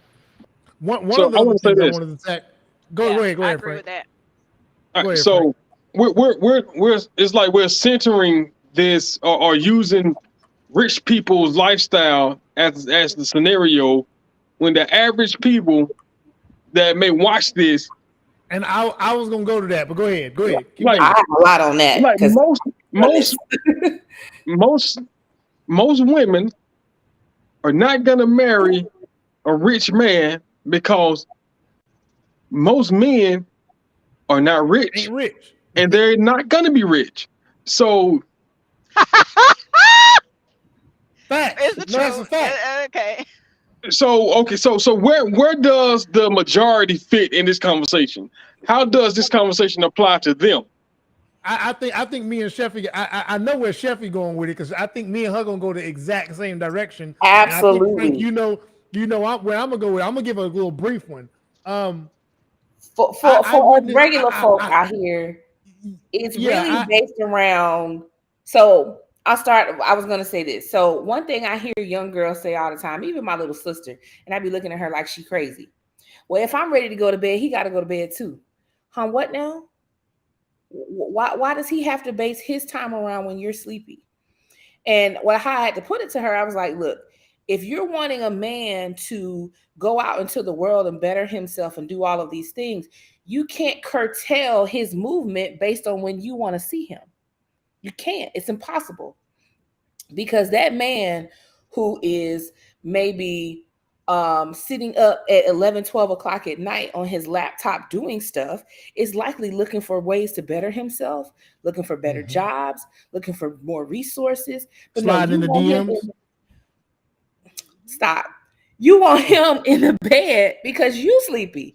That doesn't make sense. And I mean, granted, my marriage was a military marriage, and that's, you have to go into a military marriage with the mindset of, sometimes I'm gonna be the married single mom because he gonna have to deploy, but these bills gonna be paid. This house is still gonna be taken care of. The family finances and the family's needs in that way are still going to be taken care of. So for the time I'm sacrificing because my husband is with his job, it is my job to be the supplement. Every time we've had to buy a house, my husband has been either deployed or just overseas or whatever. I pick the houses, I picked the realtors. I did all the legwork to make all of this work. And we were a middle class household. But it's my job to step in when he can't. Because being a military spouse, you kind of have to. It's just one of those things. But you have a lot of, especially military spouses that fall into the dependent category. They just kind of want to sit home and let their husbands take care of everything. And it's like, no, ma'am. You have to be there to help him put that uniform together. So his NCOER is straight. You're sitting there doing the work to manage the household so he can get promoted, so that he can reach for retirement. All of these things. Does your career take a back door to that as the wife? Absolutely. However, that doesn't mean you can't have a career, because there are whole processes within the Department of Defense that literally has them seeking military spouses for jobs. So it's not where you have to sacrifice everything just because he's in the military. But you do have to understand that time is something very valuable that you may not get a lot of, and that's actually okay. Because it's not like I ain't gonna say a lot of military men don't cheat, but it's not like he's necessarily out there in the street so much as he's fighting for these freedoms you claim to want to enjoy. And that 10% discount you getting everywhere you go. Now, if I take the military piece out of it, one thing I've always said to my husband is, I'm your teammate. You're essentially the coach, but at the end of the day, I'm still part of your team. I'm going to make sure you're covered. I'm going to make sure you're not having to stress about certain things. So while he covered all the bills in the house, I took care of all the kids' stuff. So when he's like, how much do you pay for the kids' lunches? I'm like, it's like $400 a month. What? He never knew, because I took care of the kids. You make sure our house is taken care of. Cars got tires, brakes, all of that stuff. The children I got. I'm the one who shows up at the PTA meetings. I'm in the band booster club. I'm, showing up at the daycares for birthdays. I'm the one there with cupcakes and all of that stuff, because he's busy. He got stuff to do.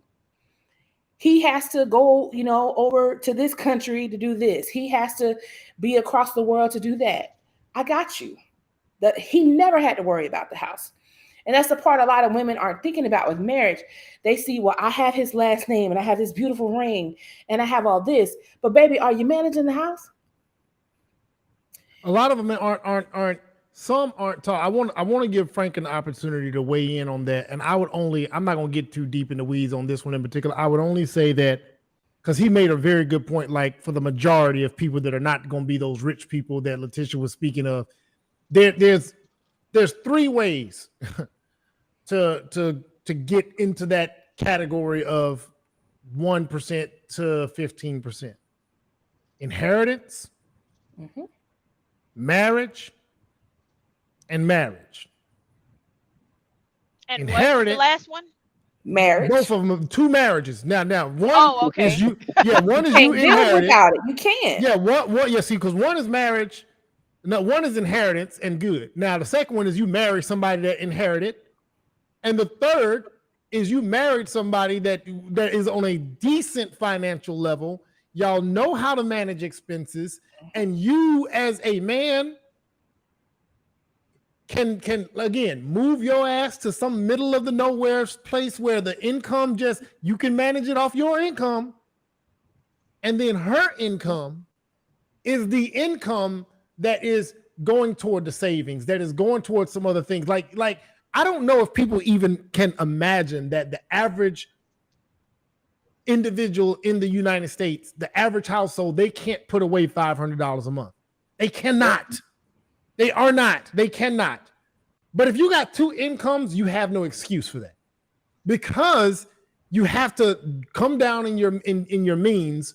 And if she's working and you can cover the rest of it, she should be able to sprinkle a little bit more to make that happen faster. But go ahead, Frank. I want you to give your take on that middle area, like you said, the majority that aren't going to marry a rich man or whatever the case may be. Go ahead and give me more of your thoughts on that. Man, my thoughts on that is very simple. Both of y'all gonna have to work. In most cases, that's the case. Yeah, in most cases, that is the case. And there's nothing wrong with that. It's either both of y'all gonna have to work so that y'all can establish something that y'all, a lifestyle that y'all compromise on together, that you both can have whatever you desire together, or you're gonna depend on this one man's income that's either average or below average or just above average, and you're gonna have to submit to his annual income. That's gonna it's gonna provide the minimum. So you're gonna have to scale back on some things you might want, and you're gonna have to get comfortable with that, because the dollar can only stretch so far if you're living off of one income, especially in these days. So it's the stupidity is astronomical when people talking. I'm sorry. Go ahead. I'm about to wrap up. When people talk about, well, I might as well get a roommate. We're going 50-50. I'm not advocating 50-50. Oh, I'm still not doing no 50-50, baby. I'm not advocating 60-40. I'm not advocating 100. It's whatever y'all decide that you got to do to live a comfortable life. But my thing is, if you put a demand on this man to be 100%, then you're gonna have to subject yourself to whatever he can afford. But I think the biggest missing piece for a lot of women is they don't realize how their expectations of a man detracts him from maximizing his earning potential. And that is the big, like I by myself make more money than many two-parent households in my area. But I was only able to do that because when I got married, my husband wanted me to be a stay-at-home mom. I'm like, well, that ain't happening, baby. But you know what else can we do?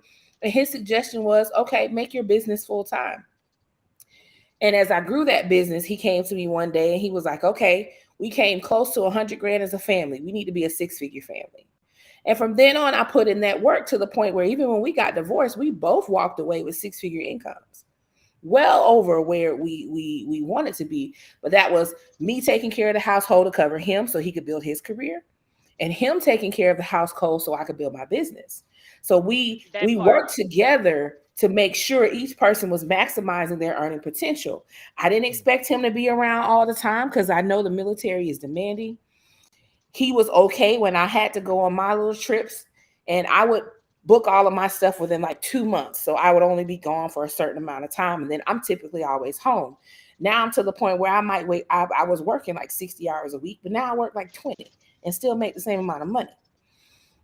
So it worked out in the end. But I see a lot of these families where they're like, well, he got to come home every night and do this, that, and the other. And I'm not saying he need to be out in the street, but it's like, what time does this man have to actually maximize his earning potential? Is he in college getting another degree?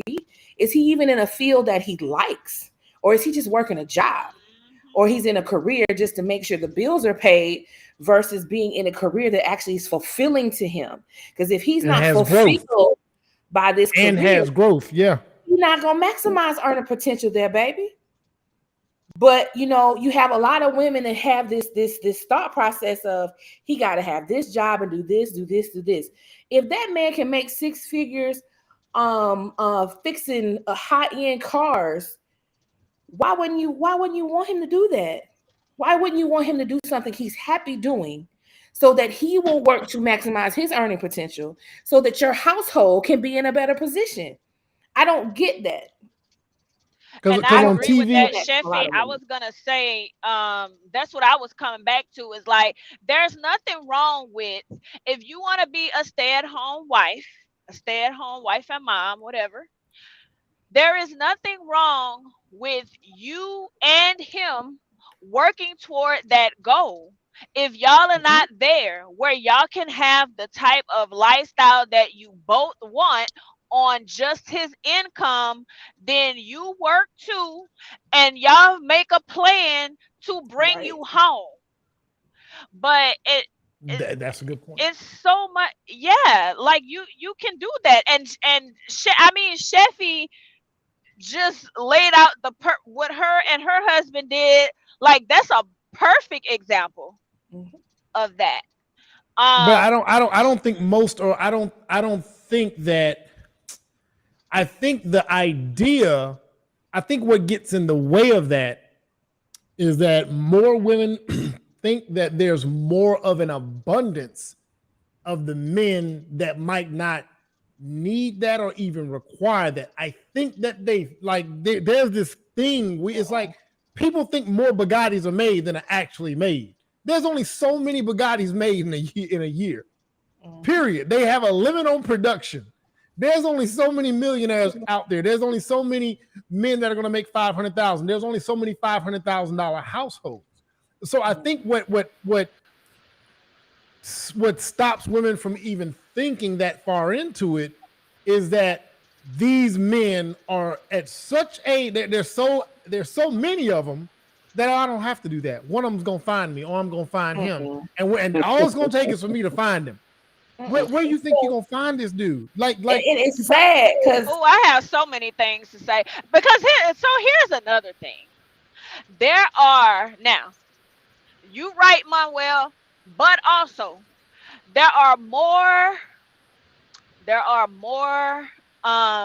six-figure men and even seven-figure men out there than what women are able to recognize because they are looking for the flash. yep, of course, yep, They are of looking for the course. flash. They're looking for a man to look a certain way rather than looking for what aligns with what they want in life and looking for what aligns with their Listen, hold values on. and getting to know Wait, hold those on. people. I hate to say this. Hold on. I hate when I gotta invoke this man.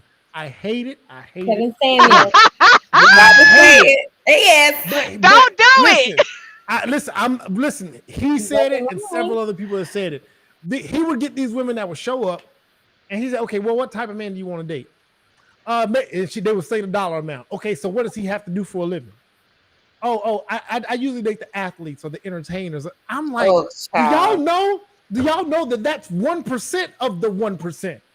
That is 1% of the 1%. Zion Williamson and his ilk are 1% of the 1%. Athletes and entertainers don't have a lot of time. No, At all. and even they don't have a lot of time. Child. Even hold on, but hold on. I don't listen.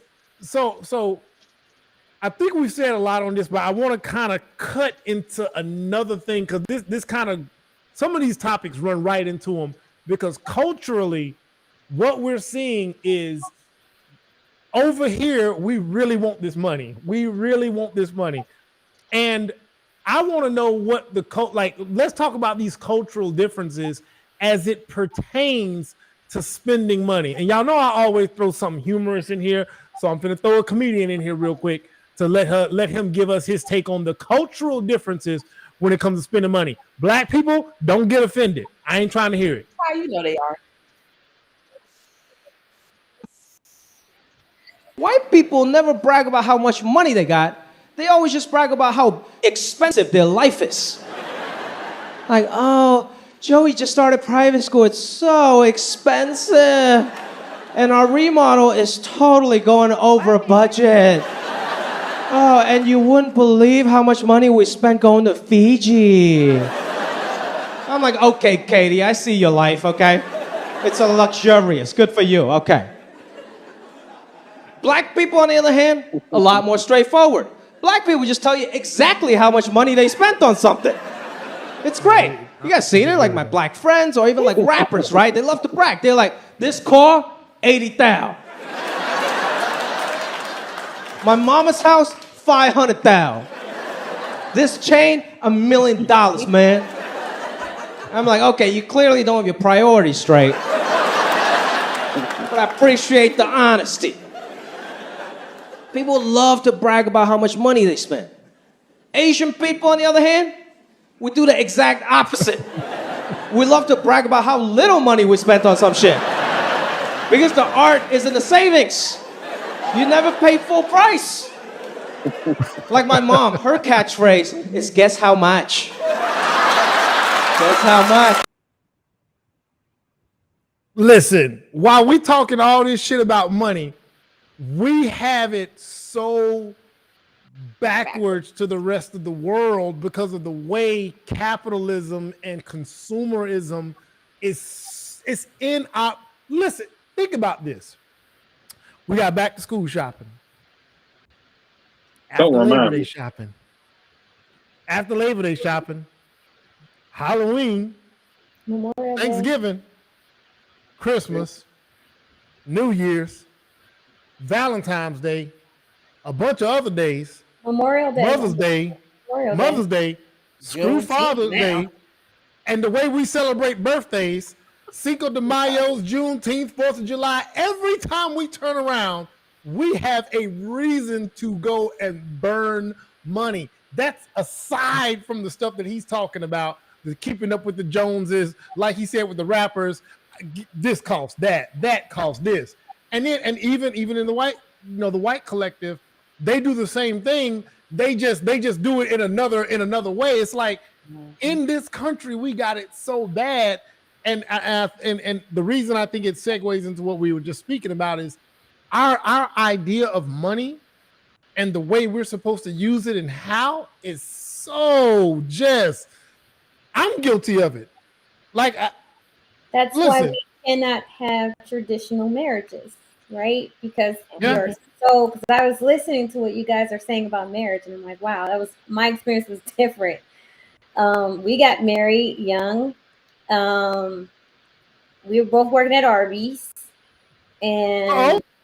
yeah, we were both working at Arby's. He definitely had the meats, didn't he, girl? Come on, girl. Come on, girl. We were working at Arby's girl. in college, and we got married, and I got pregnant, and I immediately stopped working. And I lived up under his income. Like we it was hard. But then he joined the military because we needed the benefits, right? He knew because his father taught him that, well, instead of her going out working while she's pregnant, you need to step up and find something else that's going to make money for your family, because her responsibility right now is to the child inside of her. So he joined the military. So I was a military wife and still lived up under that income. We were middle class, like lower to mid-tier middle class, but we didn't have luxury things. We had one car, and our vacations consisted of coming home. That sound like my first year, boy. That tour in Boston, one car. Shit. But I stayed home. Like I would take the car to take him to work, and he was at work, and I would take the car and pick him up, and he was off. But our vacations consisted of going back home to be with our family. And then as time went on, the more money he started making, he got out of the military, more money he started making, things were different. But you can live up under one income. We just have to, and men and women are guilty of this. I hear it all the time. It's not just the women and men are guilty of this. We have to accept that what's more important, family or stuff, or the stuff we want them to have. I get it. We were raised in poverty. A lot of us were raised in abject poverty. We grew up without so much stuff. We want to have the life we never had, and we want to give that to our kids. But where's the values, right? Where is the values? Who's taking care of the children while both people are working out of the home? Time is focused elsewhere. And so in the Chinese community, in the Asian community, I've seen even with them, like if the mother wasn't working for the family business, she was working at home. And even Mhm. if they didn't have a lot of money, she took whatever he gave her and she made something out of that. My grandmother did the same thing. Her mother did the same thing. You take whatever your husband has and you make something out of it, right? Times are tough. Okay, that's why Mary Kay was invented, right? That's where Yep. MLM was invented. Or Avon. you sell food, you bake some pies. My grandmother used to bake goods and sell them, right? But she Them still damn, made them, sure that her them time damn was. church, them church fish fries. If y'all listen, There what you y'all go. think of church fish fry for? That wasn't always about the money for the church. Them people put some money in their damn pockets too. Right. So it's like when you look at how we look at money, we look at money and we look at stuff, and we don't look at family. We don't look at the values and the culture. We just look at what makes me show my kids that I love them, which makes me show myself that I love them, is I give them stuff. But kids are very resilient. Like if they know that they're loved and They they're don't loved, give a damn. they don't need all that stuff. They really don't. Yeah. My Go ahead, Frank. Let Frank jump in here real quick. Go ahead, man. Oh shoot. I don't think I got anything else to add to it. Yeah, boy, I passed him the ball. I passed him the ball. He fell all the way back. Unfold your big old arm, boy. Go ahead, Chef. my nephew called me a couple of weeks ago and he was about to buy this Dodge Charger. And I was like, okay, he's like 24. He works, he's 25. He works, he takes care of his daughter's mom. He has two children with her, and then he has another child.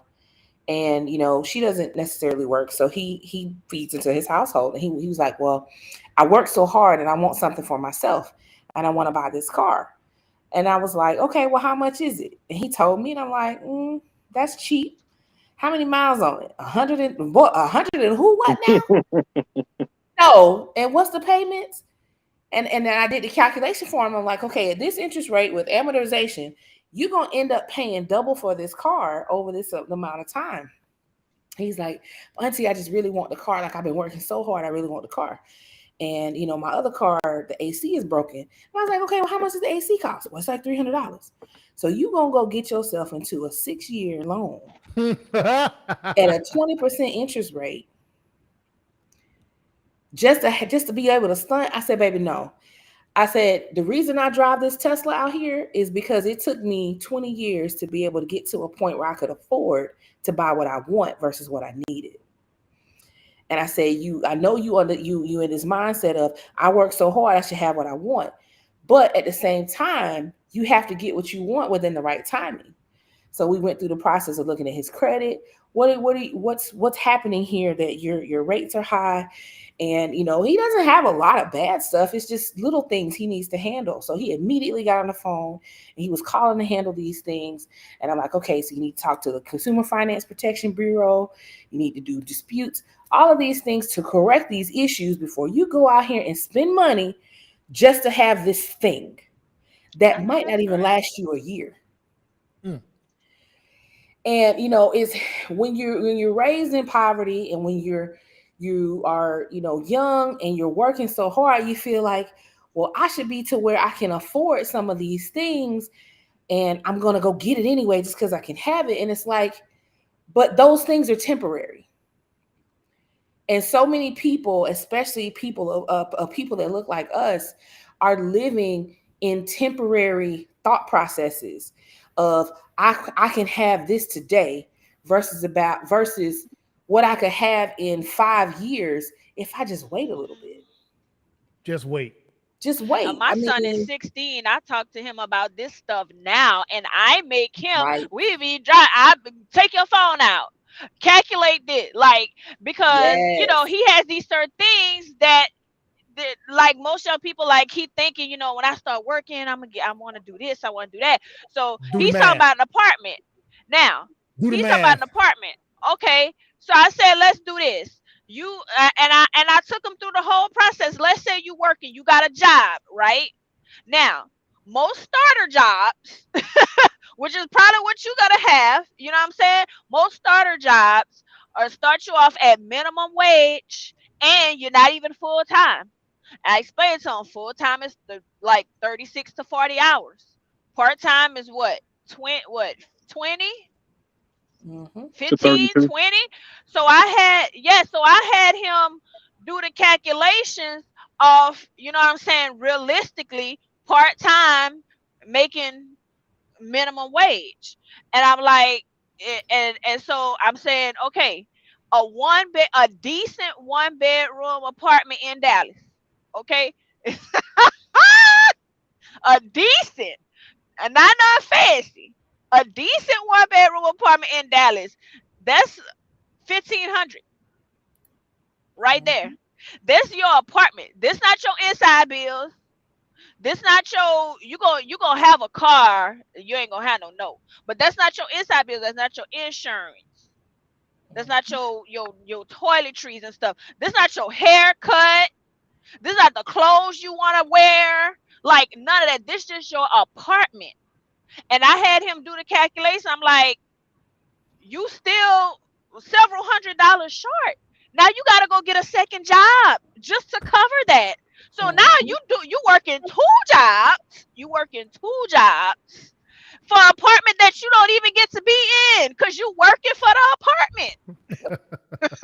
Like, I mean, but I'm being serious, and with my son, I tell him, he can do what he want, but you can stay with me and build. You know what I'm saying? You stay with me and build. You don't have to go nowhere. I'm gonna teach him responsibility as far as bills and stuff. He ain't gonna be paying no half the bills, but I'm teaching him to save. I'm teaching him to invest. I'm teaching him to, he talk about a car. Don't accumulate all of these things and liabilities. You know what I'm saying? If Absolutely. you want to get a car, like Absolutely. you ain't gonna be driving a car all the time. Get a car and put that mug on Turo, and let Turo pay for you the car that you really want to get, if that's what you want to do. You know what I'm saying? But we not just. I'm like, I'm the oldest in my family, right? So there's a lot of things that I had to do on my own. I'm like, I'm trying to put you in a better position where you don't have to start from scratch. And he was like, well, isn't that good if I start from scratch because I'm learning, blah, blah, blah. I'm like, no, there's 2 different types of scratch. Yes. There's 2 different types of scratch. From the You bare not, bones I and don't want then you a jump getting it off. out the mud. That's not, Right. you know what I'm saying? Like, you got to learn responsibility regardless. You're gonna have to pay bills regardless. You're gonna have it's things that you're gonna have to learn regardless. But I don't want you to be in the hole. You know what I'm saying? Mhm. So I talk to him about these things now. You have You to have to. have these conversations now. I remember I had the same conversation with Morgan a couple of years ago when I was in New Orleans. Oddly enough, she beat me to, we were talking and I think just I run my mouth so much to him and I just throw stuff out there so much that she sat down with a pen and paper and said, Dad, what does it cost? Like she asked me and she got a pencil and paper out and I said, huh. I said, you asking the right question. And I said, well, let me tell you how much this apartment costs. I'm gonna tell you how much that car costs. And and again, like you said, I broke it all down. And then I broke down how much I made and everything else, and this, that, and the third. And her eyes were just big. And I said, but hey, you're young, you're gonna be a college student. There's this thing called a roommate. Just be careful about it. And that's what she did. Like there's ways to navigate it. Anyway, I think we all on the same page with that one. Go ahead. I did have something to add. Go ahead. A moment ago, when you got to me, I forgot what we were talking about. But God damn. The impoverished are the most overlooked. So I believe that as far as Black people are concerned, we wear our money to be seen because we feel like now, look at me. I ain't that broke nigga no more. You know what I'm saying? It's twofold where they want to stunt in front of other broke people to show that they ain't like them, which they still are, because they're still retarded mentally. And then they get in front of people who they feel or who they look to, that look like they had it as I'm here now. Right. You know what I'm saying? So I'm just as important as you because I got what you have. Not knowing that those people that they were envying, that was just the tip of the iceberg of their financial portfolio. Like these niggas still got bank accounts, they got portfolio. So they think just because they got a chain on or they're driving current year car or Charger, Super Sport, whatever they think that they have, or even a foreign. There are people just because they got a foreign, they think. I'm like, yo, like, but go ahead. an Audi. Yeah, Kia is foreign. You driving an Audi right now? I'm here. You know what we mean? We mean European foreign. That's what we talking about. Still, a VW foreign. A Saab. Right. It's Saab foreign. I think it is Australia. Yeah, Saab is foreign. Yeah, German. yeah. German. Yeah, I know one of them white countries. But yeah. Wow. But yeah, no, you're absolutely right. What? So I got into an argument on Facebook. I'm going back into the relationship sphere. Letitia, if you hear, boy, you gonna want to weigh in on this one. I'm still Because here. because there was a good argument, and I think it can be argued from both sides when you really look at it in totality. And the question I have is, who does the choosing in the dating and relationship market? Who does the choosing? Now, what we oftentimes say is, let me find it. What we oftentimes say is, men choose the women for, relationships and marriage, and women choose, men for sex. Like that's the narrative that's spinning.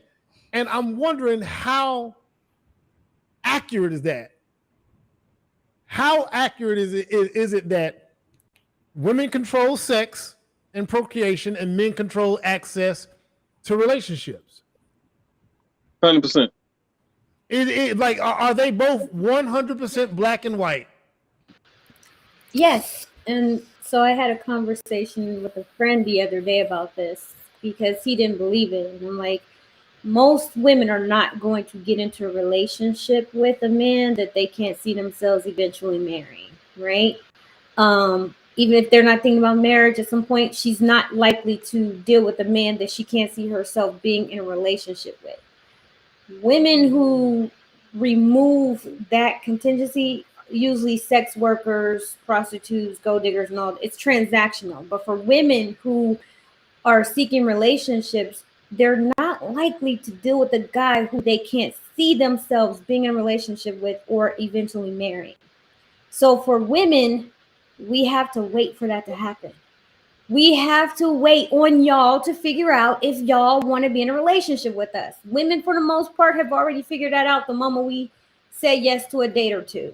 Say yes to once we started having sex with you, we invite you to our home and all this. Y'all still haven't figured that out. So we have to wait on y'all to get to the point that we already at.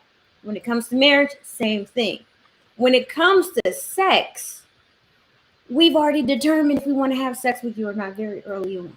If she's just on the sexual marketplace, we've already figured out if we want to just have sex with you or not. So you have to wait on us to say yes for sex, because a man is not really dealing with a woman that he doesn't want to have sex with. He's not going to approach her if the sex appeal is not there. He approaches her based off of the sex appeal, the physical attraction, and then he starts to figure out if there's more to her. But you guys have to wait on us to get to that point where we say yes to sex. When it comes to relationships and marriage, we have to wait on men to get to that point where they're asking us to take the relationship further. So yes, it's 100%. Well, I had a bunch of goddamn women are arguing that, and I can go to the post and find it. But they were arguing that because men have to ask for the woman to be their girlfriend or in an official relationship or marriage, being that we propose or being that we pursue, and y'all get to say yes, y'all get to accept, they have said the power of choosing is actually on them.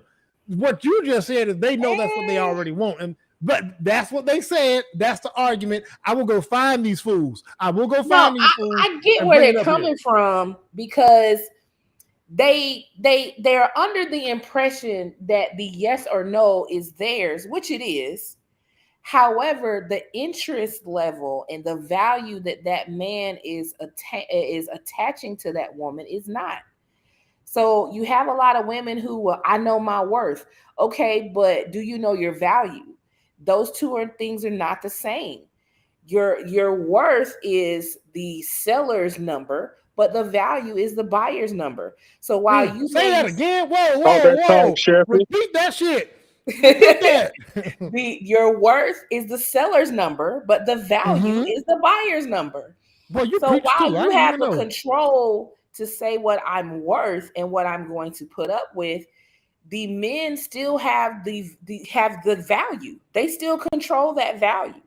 So they may not find you valuable enough for anything. Like you'll see posts all the time when this girl is like, well, I was this man's side piece with his first marriage for 10 years, and then he turned around and married somebody else.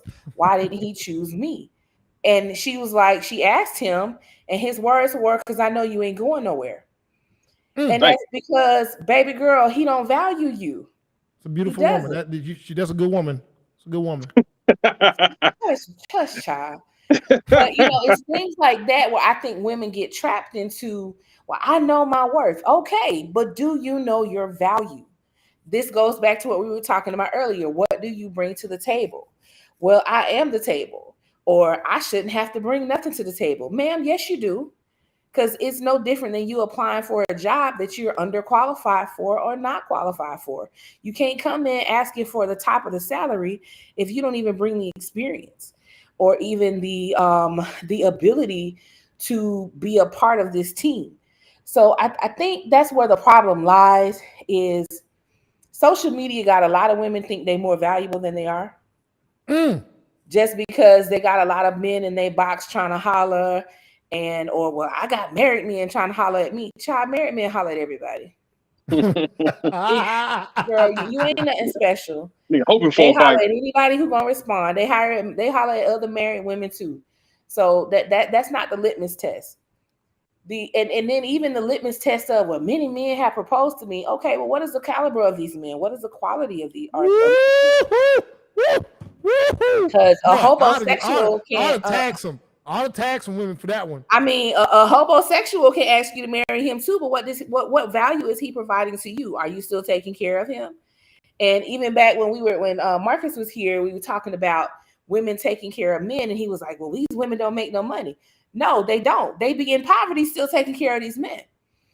So, all of that is, a lot of women are so trapped in, well, I have a man, but what is the value of this man?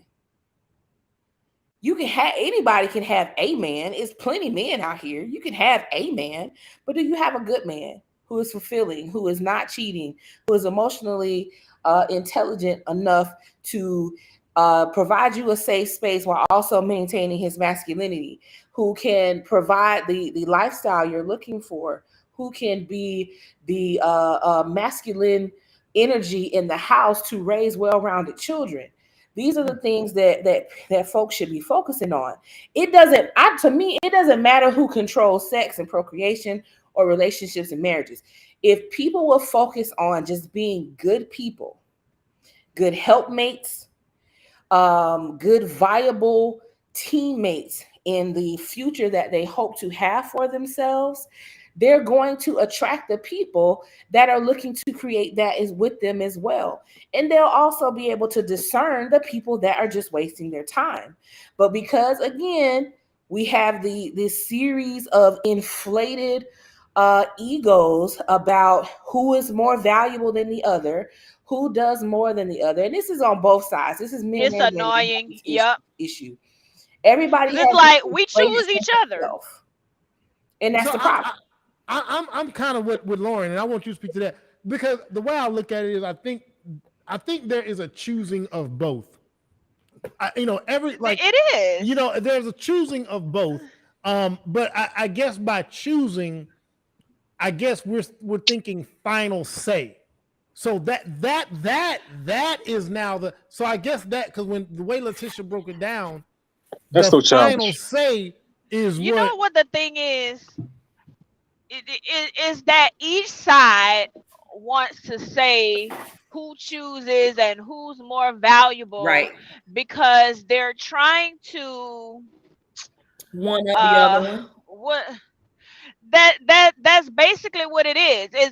It's like, I'm more valuable than you. Well, no, I'm more valuable than you, because they're trying to they're trying each, to humble each other. Both When sides are both trying of to you know them humble what doing they're the each trying other. to damn do? thing without each other. They're trying to force each other's hand, Mhm. and nobody has to do that if y'all would just pick some damn body. Just pick some damn body and work together, like, and stop and stop acting like, and stop trying to be aloof with each other, and stop trying to, well, you chose me, so I have the upper hand. No, well, or you chose me, so I have the upper hand. Like, nobody has the upper hand. Mhm. Honestly, relationships, love, I say this all the time. One of my favorite quotes by myself: love is a gamble. It will always be a gamble. It's not gonna never not be a gamble. And if you're not ready for the gamble, then stay out the casino. No, Like, real talk. Yeah. just don't do it, because listen, everything can be perfect. Even when men talk about, oh, what a divorce rate is 50% and blah blah blah, the shit happens. Now there's some conversations we need to have about fixing that, but the point still remains that it's a gamble. Mm-hmm. It's a gamble. It can be perfect. I like to say, as opposed to gamble, more of an informed decision, or It's a risk. a risk, a risk that you assess. You know what I'm saying? Like, but you're right. No, you're absolutely right, Right. because life starts lifing in the middle of your marriage, and everything you thought, like it. I can tell you now, it takes something, man. Let a parent die. Let a child get hit with a sickness, or God forbid, die.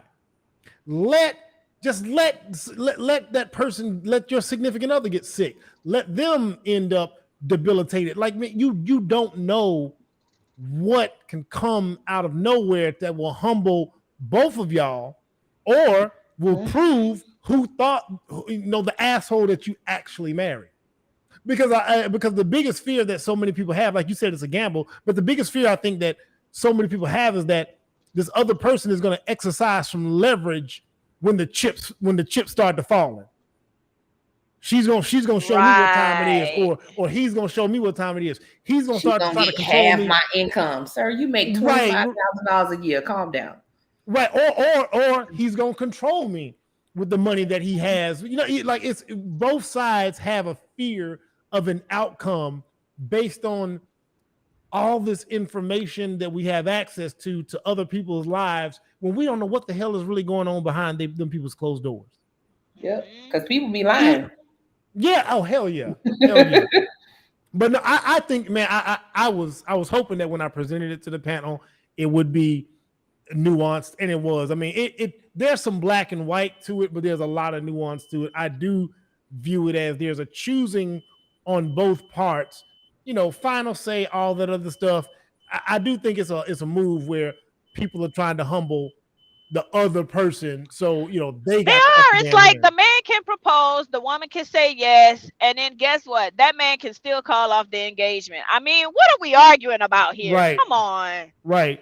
And I Right. don't even know where the fight even started, to where we feel like, especially in the black community, where we feel like, you have the red pill guys out there saying black women are the worst thing that ever happened to our community. And then the women are complaining, well, black men don't know how to be men and all this. And what we're looking at is a generation of people who survived the crack era and other things that happened within the 70s to the 90s that really debilitated our family structure. And now we be sitting here playing the blame game when it's like at the end of the day, we're at a point in the culture where we just need to stop looking for love. Look for a teammate, baby. Look for a teammate. Don't focus on love. Look for a teammate that you can build with, that you have the same values. I'm at a point where I think the only way to really save our culture, especially here in the United States, we got to go back to arranged marriages. Wait, hold on. That's too deep of another They topic. don't want that. Hold on. That's too deep of that's what's gonna work. Hold on. But That is too deep of a topic. We 2 hours and 16 minutes in. we are going to thoroughly discuss the idea of arranged marriages. Maybe next week we can do that one. I want to get in, but one of the things y'all just hit on, Sheffy just mentioned, is basically both sides are blaming and both sides are tired. And we've heard about the men, the passport bros, and everybody divesting. There was a video shared of the sister, and she's just tired. And I'm like, all right, man, I'm going to go ahead and we're going to look at this video, and I didn't even watch the entire video. I don't think. I forget who shared the video. I think Frank, you shared this damn video. I want to hear this sister speak her piece, and then I forgot what I was going to say to it, and I'm going to share it with y'all now. But she tired, y'all. She divesting. Fully aware that I'm gonna get a lot of hate for this, but I am so effing tired of the amount of emotional labor that comes with dating Black men. I am so tired of the lack of commitment, the lack of support, the lack of encouragement, the lack of money. Like, I don't know what to do from this point on, but I can tell you one thing. My interest in dating another Black man is like 1% at this point. They want us to be ride or dies until they get their shit together.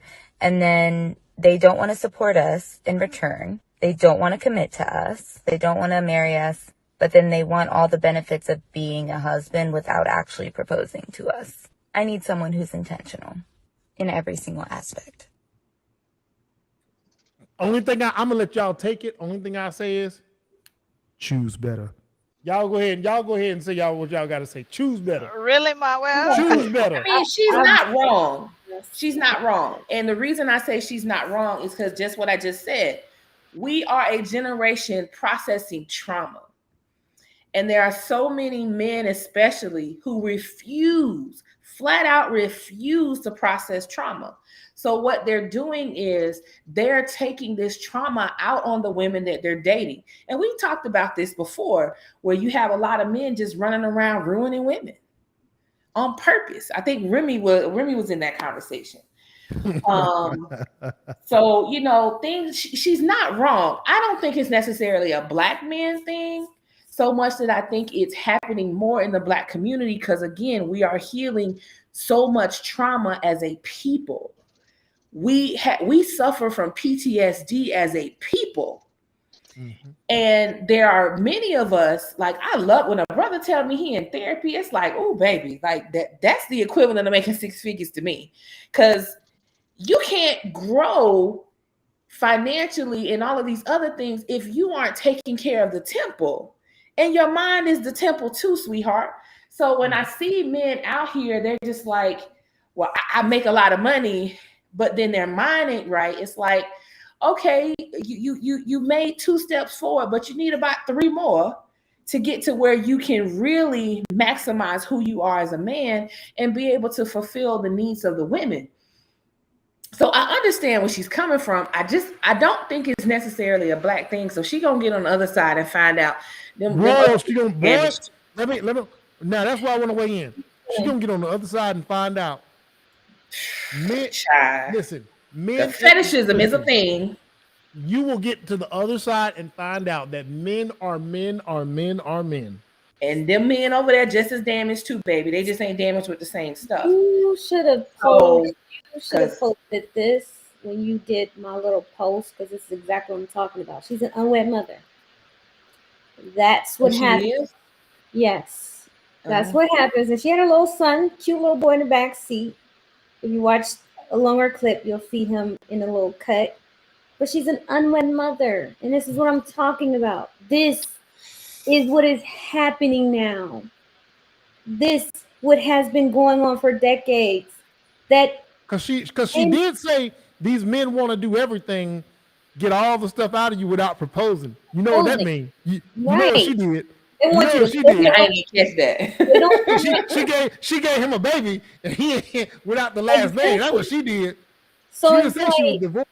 right. So it's like if a man is going to, I don't think a lot of men are trying to put these men are trying to put babies in women. But if you're going to let a man pop off, then you at least be engaged. At least trade off his middle name for him to be able to pop off and you shoot the club up, whatever you want to call it. But this is what I'm talking about. This is what I'm seeing when it comes to relationship dynamics. And I know people think she's just biased, she hates women. No, all of this information is what I'm getting inundated with on a daily basis, whether I'm talking to women, whether people are sending me clips like this, whether I'm coaching them. Her being an unwed mother is the reason why she's in this predicament. There are so many good men out here. There are so many black men with so many great qualities that she could have chose from, that would have, as she got pregnant, would have at least done right by her. But the fact of the matter is, majority of those men get overlooked. Majority of the passport bros, a lot of those men have good jobs, good careers, highly educated. They just don't have that sex appeal that a lot of women desire. But if you want a man who is going to commit to you, a man is going to marry you, a man that if you do get in trouble with a pregnancy, he's going to do right by you, take care of his responsibilities. Why aren't you choosing those men? They don't want those men because first they got a I messed up chose them hairline. men. I They got a definitely messed up chose Well, them. hairline. I beg to differ on the passport bros because they are, and the reason why, Oh Lord. They finna come is get us. because the ones who are, first of all, there's a lot of them who are quote unquote passport bro who don't have a freaking passport and ain't got the money to go nowhere. They just talk that shit on social media. They be That's on number one. spirit. Number two, the ones who are, a lot of them, most of them are not going overseas to get wives. They're going overseas to fuck other women of different races. For the low. They're not marrying these women either. They're not. Okay? That's true. They're not marrying these women either. Some of them putting babies in women over there and leaving them single mothers. They are. and pretending and pretending that those children do not exist. Those are the passport pookies though. Those they call them passport pookies. Right. No, those I'm are the not, passport I'm not pookies. talking about those men. I'm talking about the overwhelming black men who I know want to get married. Who I know, I mean, these brothers are out in Silicon Valley. They're in the DMV. They're They just making lame. good money, but women overlook them Because they're because lame. they don't have the sex appeal. I don't like calling They them make that lame. cootie drop. It's what it is. They lack the But at the sex. end of the day, I mean, it's true. but let's be real, Letitia. Just like you talked about women. Okay, tell them get sex appeal then. You can't Just- develop just- sex appeal. Right, but hold on, Like, Letitia. Just I like you mean, said, women want to be attracted to who they're with as well. Yeah, but then said you're women gonna need get to what you look at their get weight. if you Like earlier, I was talking about women looking for flash, right? That's one thing. But even if you're not like conventionally attractive, right? But as a man, you can make yourself attractive. but that's not Look at Jay-Z. but He got Beyonce. Listen, I know Jay-Z is a billionaire and all of that. He What wasn't a I am billionaire when he met saying her. though, exactly, he was not. And he's was a not, I mean, he ain't the ugliest person in the world, but he ain't no Denzel Washington. okay, I'm not talking But about when he fixed physical, himself up, but I'm not talking about physical looks. I'm talking about sex appeal. That's something different. That's that chemistry. Right. That's something that a woman, when she's talking to a man, she's engaged with a man. It's that Frank factor. she can imagine, shit. or not even imagine, but something is going on downstairs. Like, even if it starts in her brain, but she knows that she wants to have sex with this man at some point. If that does not happen, then she's not going to go very far with him. She'll try. I have so many. I'm dealing with a mentee Right. now who is dealing with a young man, 28, and he makes $225,000 a year. And she's like, Letitia, I'm trying so hard to like him, but I just cannot imagine having sex with him. Like, he's not a bad looking guy, but I'm like, That nigga stink. no, he didn't stink, nothing like that. He just he's highly intellectual, right? So all of the conversations are analytical, logical, and things like that. Hi. Yeah. And then he's average in looks, right? He's not a looker. Like, he just does not have that je ne sais quoi that women desire. But this is the problem, is that when women, you select men, I tell women, stay away from select men. Stay away from select men unless they reached a certain point. So this is where men have to work on themselves as well. But well, Letitia has talked about that too. She does coach men and get them too. Therein lies the problem. Men have to work on them. But I also want to ask about your mentee. What is she bringing to the conversation? Because that's where a woman comes in, because men are going to be more, analytical. Their conversation, it's a woman's role to bring no. heart and the soul to the conversation. No. Hold on, wait, pause. What she is saying, he does not have it factor. Most men don't have the it factor. That is, listen, most women don't have the personality issue. That's not something that whatever it is. Most people don't just have that thing.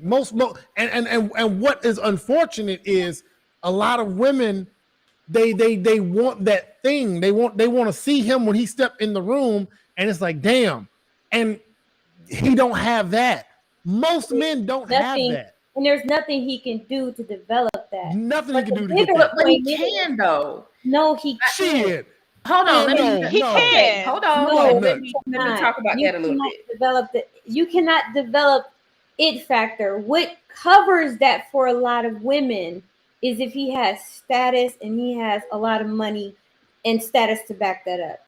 Then women will convince themselves that he has it. If Jay-Z was broke, Jay-Z would not be as successful. And he said it himself before he started making money, before he started getting the street. Women did not like him like that because he did not have that it factor. Jay-Z has a quasi it factor because Jay-Z has a lot of status. Jay-Z has celebrity. A lot of these men who have a lot of money, you take away the money and the status, they will be overlooked because they just do not have that it factor, that je ne sais quoi, that's something that women take note of, and it's like, So a lot of men who will give you marriage, will give you commitment, they don't have that, so they're overlooked. So then you end up with women like the young lady in the video who's going to the men with the it factor, and all he can offer her is a baby at best. And this is why I disagree. Eventually commit to her, and I'm like, no, you don't deal with men and try to convince them to commit to you. You go to men, you deal with men who already have it in them to commit, who want to commit. But I know the majority of those men, women overlook. They just don't want them. Okay, so this is why I disagree with the it factor thing, and by it not being something that can't be taught. The typical reason a man or even a woman lacks it factor is self-esteem. When you have a certain presence about yourself and how you feel about yourself, you are more likely to exude certain things to others. And I bring that up because I literally went through this in dealing with my daddy issues and going into adulthood as a teenager. I was wondering why I was attracting certain types of men. And I read this book. It was called 203 Ways to Drive a Man Wild in Bed. The first 5 ways were focused completely on me, how I saw myself in the mirror, how I touched myself, how I developed my own personality to thinking I am competent, I am good at what I do, I am attractive, I am all of these things. The first 5 ways was just focused on self. Then the other 100 or so ways focused on lots of techniques that got me a lot of play. But it is what it is. But at the end of the day, none of that worked without me sitting in the mirror and really figuring out, number one, my own triggers, my own self-worth, my self-esteem, and how I moved in a room of men. I got a question. I got a question about that. How old were you when you kind of took this up under, like took responsibility and said, all right, I need to work on this? How old were you? I was about 22. Boom. Hold on. I'm finna get you. These niggas is 40. They ain't nothing you can do with a 40-year-old goddamn man. They done. They cooked. But this is baby. Listen. No. Just like the 30-year-old baby mama, just like the 40-year-old baby mama, just like the late 20s-year-old baby mama. She's cooked. There's nothing she can do. She can't reverse that. At 40, when you gotta go and reinvent, man, that nigga ain't doing it. No. That's not what I'm saying. A lot of these men literally need therapy. A lot of them. Now, it's not gonna take them from being this nerdy dude to being Manuel, but he might get a Frank in there. Wait a minute. The hell? Oh, shit. I think the biggest problem is that I think the biggest problem is that women more than he had. Women try to frame this from our perspective, and that's where we get it wrong. A lot of these men are in tech, they're in finance, they're lawyers, doctors, they're in medical school, they're in law school. So confidence is not, when you actually hear them talking, confidence or self-esteem is not a problem. You cannot confidence your way into having this, where when I look at Frank, when I look at Manuel, even if the man is not my type, I can objectively look at them and say they don't have a problem with women because, one, they both look good, and then two, without sounding crass, just looking at both of them look like a woman is going to enjoy herself in the bedroom. We are in a modern society where women do have a very high priority on sex, even if they don't want to admit it, especially younger women. Oh, absolutely. They don't want, so they're trying to make sure that the guy that they're dealing with is going to actually be good in bed. Because a woman who is self-sufficient, it's like, I could take care of myself financially, even if I don't have a whole lot. The man is bringing the one thing that I can't really do for myself. A rose is only going to work so much. Who wants to be in a sexless relationship, a sexless marriage? The more a woman is on the dating market, the more sex is going to become important to her. So a man cannot exude. There's nothing he can do. Women, we can do things with our appearance to change that, right? But even most women don't have it. No matter what they do, they're just not going to have that sex appeal. No matter how pretty she is, she's not going to have. She won't have sex appeal. You can have the ugliest woman, and she can have sex appeal. Just dumb sex appeal. You can have the brokest man, the shortest man, or whatever, and he will have that sex appeal. A lot of these overlooked men just don't have that. One thing I want to add. Chef, one thing I will have to say though, and this is a advantage that women have over men. The nature to socially, because women are more socially adaptable. Women are more, because y'all socialize more. It is automatically in your nature to improve upon that. Whereas men, I hate to say it, because inside of all of us, we got this, man, fuck it. They just gonna have to like me for who I am. And not saying that women don't, but women are probably more willing to develop some of that social stuff. Whereas dudes, man, we will flat out be like, man, I ain't gonna even do it, bro. I don't that's even the feel problem. Like I'm a software engineer. I deal with these men all the time, especially men of color. Most of my whole software team over the last 6 or 7 years has been men of color.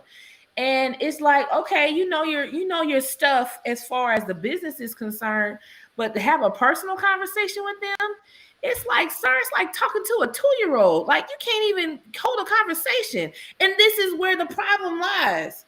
That I've seen, But like they I don't. had. A lot of them don't want to. A lot of them. I'm saying a lot of them. The older they get, the less they are willing to develop that, and it's easier. I'm telling you, to get to at least to get sex, it's easier to go overseas. It really is. I mean, and God forbid if they willing to go. Listen, I'm not trying to tell passport bros to do it, but and I don't want to throw any particular groups, but I know the Filipinos for like I've read a lot and looked at a lot, and a lot of them are some of the they're just the most. I'm not saying they're on a low end, but they're very accommodating to just these dudes that don't have the it factor because they don't overly check for that like women do here. They they kind of just say, okay, he works and he has a good job and he's nice to me and he doesn't have these super crazy sexual demands of me because he's just a regular guy. And I think those guys are finding that out. And those tech dudes, man, they finna go to the Philippines and get them a wife. That's what they're gonna do. That's fine because a lot of them, they really don't have personalities. And that's where I find has been the issue, even when they talk to me, because they try to talk to me as, instead of being their colleague, they try to talk to me as a woman. Yeah, and it's like, no, we can't, no. We can't even exist on that level in a professional setting. That's messed up. So you part of the problem. No, I'm not part of the problem. I date geeks all the time. I am one.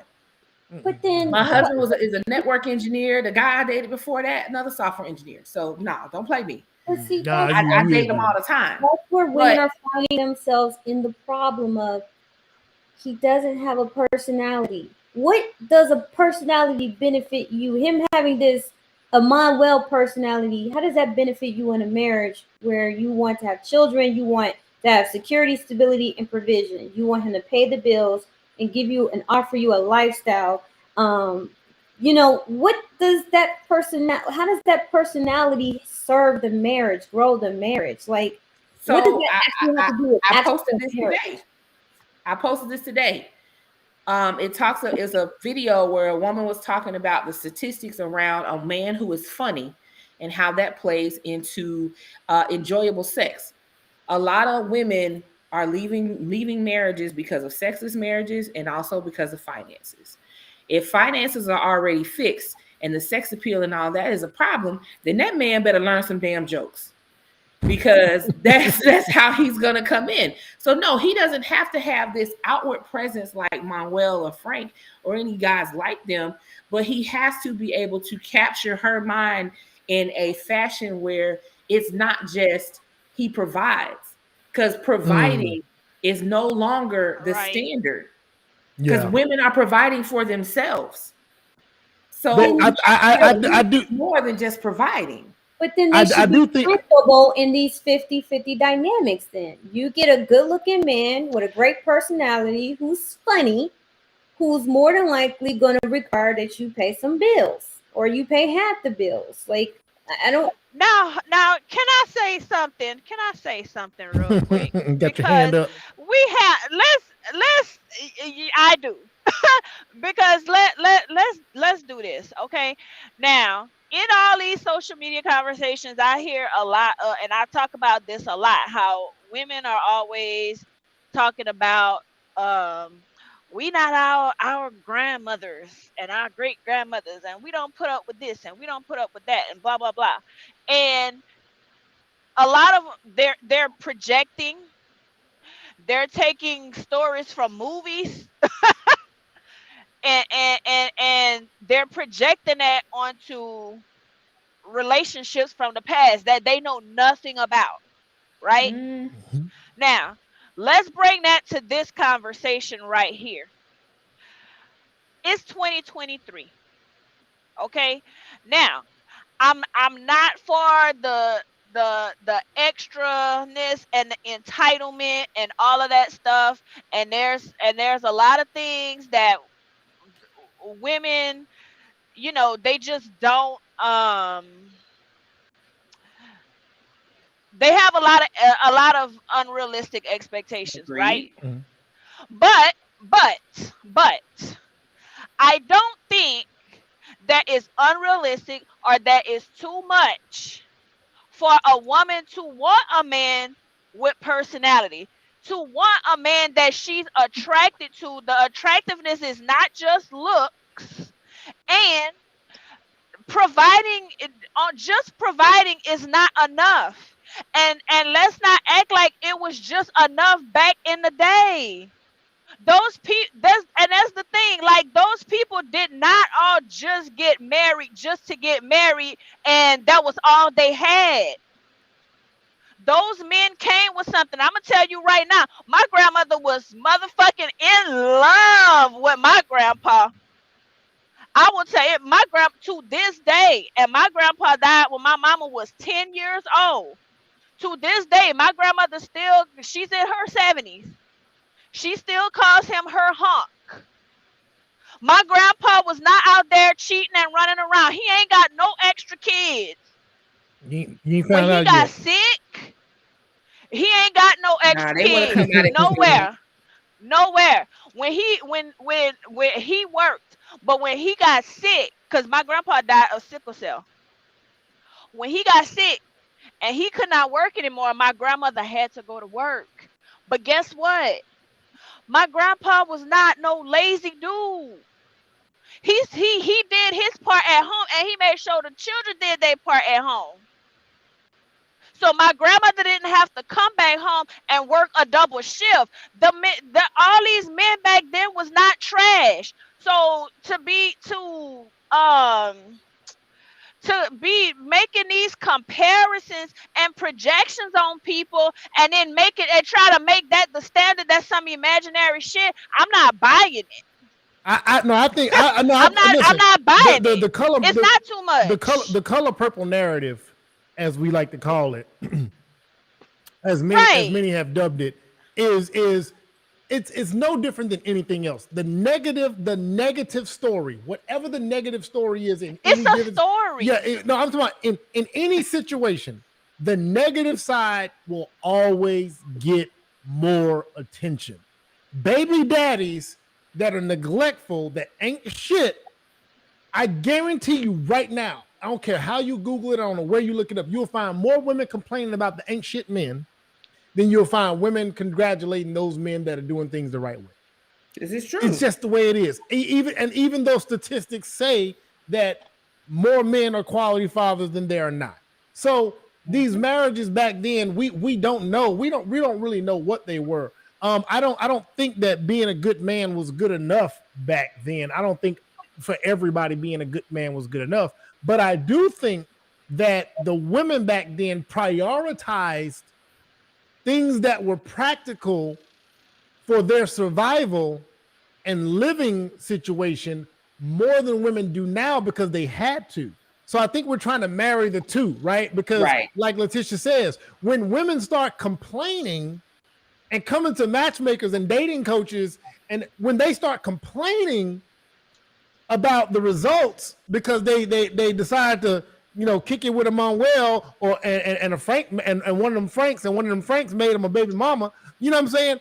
When that happens, Letitia is not trying to hear that. Like she's like, well, baby girl, like why didn't nobody tell you that you shouldn't have had this man's baby?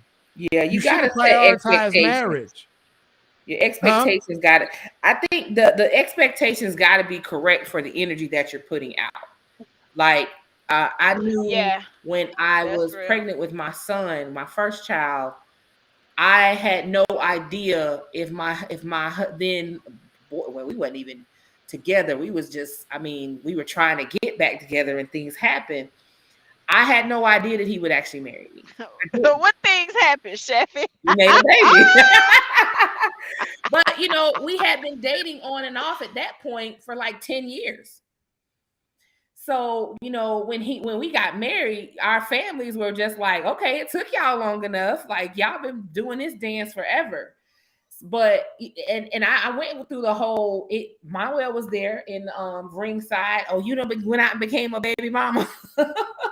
But then when he married me, suddenly all those women who were in my face telling me I was a baby mama, oh, now you a wife. It was things like that. But at the same time, I was never the woman who would just lay down with anybody in the first place. So I felt So, and that's so. that How I do we wouldn't have bridge that? How do we bridge that gap? I mean, daughters. So I mean, each mother can talk to their daughters. Mhm. What I wonder, the same way we have to, when they ask me and Frank or men, how do we deal with the generation of young men that aren't our sons and aren't our nephews? What is it that women can do for the younger generation to make sure that, okay, y'all not having the babies, but hey, I want y'all to be prepared and put yourself in a position. Is there Don't anything lay that can be down done? with them. Huh? Don't No, even lay down with them. Like, and then I when you was- say something, you're gonna get all this pushback because everybody wants to be PC. The fact of the matter is, women want to be lied to, and they want their ears tickled. They want to be made feel good with saying. Because if I say, if you're an unwed mother, at best you're going to end up in cohabitating. At best, that's if he chooses to commit to you, and that's usually if you have his kids. Then every woman, just about every woman, is going to have an issue with that. Instead of saying, you know what, let's look at this. This is actually happening. We have women crying and complaining, like the young lady, that men don't want commitment. So instead of looking at, well, why don't men want commitment, and listening to that and saying, okay, well, okay, this X, Y, and Z to our young daughters, this is what prohibits you from getting married when you get older. This is what prohibits you from getting into getting you a good solid man when you get older. You need to avoid men like this. Mm-hmm. You need to pay attention to these red flags. Absolutely. But no one wants to have those conversations. No one wants to hear that. They always want to hear about what he did to make me feel bad. They want to trauma bond. They want to vent. They want to, and then women, especially older women, then get with these younger women because of all of our trauma. We want to then trauma bond with the younger women instead of correcting them or getting them before they make these poor decisions, because of poor decision. And it is preventable. She's a good-looking young woman who squandered her youth and her beauty for what? Good penis? Now she has nothing to show for it but some tears in a car. But we can't say that because it doesn't sound nice, right? Now I'm the bad guy. I'm mean. I hate black women. No. Sure are. The matter is, you're a very beautiful young lady, and you could have used that to pivot yourself into a relationship, a marriage with a good man where you don't have to struggle with him. You don't have to take care of him. But no, your brain is set on the men who really don't want to commit to you. At best, to give you a baby, instead of looking at the men who really want to marry you. In the matchmaking industry, in the date coaching industry, we will tell you, don't focus on the people you want. You focus on the people who want you. And what you attract shows you what lane you are in. When you want better, then there's some things that you have to do either outwardly or inwardly in order to get into a different dating pool. If you don't want to do the work, that's fine. Then you're going to have to deal with what you already have going on. And you're going to have to accept that. The problem is no one wants to accept the reality of the dating lane, the dating pool that they're in. Everybody wants something that they can't really have, that they don't qualify for. You're not wrong. You got to qualify for what you want. You can't just think it's going to come to you, that you're going to get it. No. So look, you can see there's a kid in the back seat. Unfortunately for her, most men are going to play with her because she is beautiful. She's a very attractive young lady. Seems like she has a nice figure. Most men are going to play with her. And she's going to keep going the same route going down the same route. Why? Because she doesn't want to hear the truth that, unfortunately for you, you are an unwed mother. So the men that you have the highest desire for are not going to want you. Now you have to pivot to a different dynamic, to a different pool of men. She could probably get a significantly older man, Gen X, because they still have that mindset of taking on baby mamas, which is not a problem, and commit to her, take care of her, and take care of her child. But she's not like to do that because there's no one telling her the truth. I would say this. Hold on. I would add, sometimes, not all the time, because I know, having been divorced and then coming out, and knowing other brothers that have, other men, period, of all racial groups that divorced and came out. we were willing to date women that had children, but there was a caveat. It's like, what's the circumstances behind that? Talk about it. If she has one kid by one guy, and she's not going, she's made it her journey to say, I'm never going down that road again. She may get a pass. If that car seat is just one of two, if there's a 14-year-old and that's a 3-year-old back there, sorry. You come and you didn't marry neither one of them, sorry. It gets really complicated. And so I would say for women, if you do end up, you have that child, in your early 20s or whenever, and it doesn't work out with that guy, or if you're a divorcee and you still have another opportunity. It may end up being with men that already have children. I but prefer even the men, but even the men that already have children, we do come with some standards, especially if we come out of marriage, because it's like, whoa, yeah, I got children, but I ain't having no more, or I got children. Thank you. And I'm looking for somebody who has children in the same age group as mine. Mm-hmm. I have children, but I have them with a woman that's cooperated with me. Do you got a situation where those kids' father in the picture, and is he cooperative, or is he totally out the picture and I don't got to deal with the motherfucker? In any case, what are your circumstances? And so it gets it. You're right, Letitia. They do have to pivot as opposed to complain. They do have to shift their focus and figure out, okay, what's the next best thing, and avoid the trap of wasting more of their time with the men that are just going to play with them. You guys know how many men under 40, the percentage of men under 40 who actually have kids? Oh, it's not that high. It's pretty low. It's like 32%. Yeah, it's getting lower. It's getting lower and lower. Of women under 40 who have kids. It's like in the 40s. No, it's in the 50s. 60%. So those numbers are heavily. So you have all of these women who have children out of wedlock searching for men who have children. They're going to end up running within. Well, the problem is they're already dealing with the same men. They're dealing with the small group of men. Yeah, they are. So the solution actually is that for all the women who don't have any children yet, don't allow yourself to have children in these circumstances. Even if the marriage doesn't work out, but at least, because what men are looking at is not the fact that you had a ring on your finger, it's your decision making. The fact that you gave your most, and when men look at sex, virginity, the box differently than women do. And it's weird because we have it, so we should value it more. The men look at it as you gave your highest value away to somebody who couldn't even commit to you. You let a man rent out your womb without having to pay for it. And the pay for it is not him giving you money.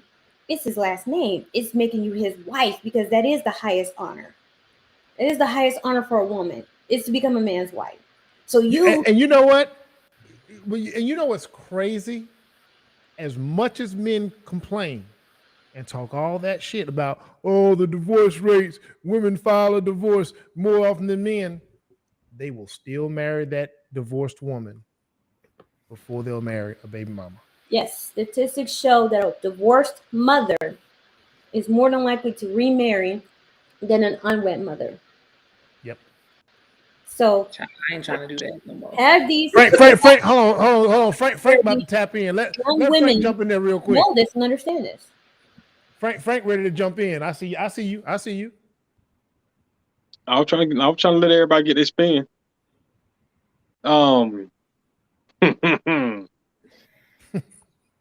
Man, the thing that they got to realize is that you're a woman.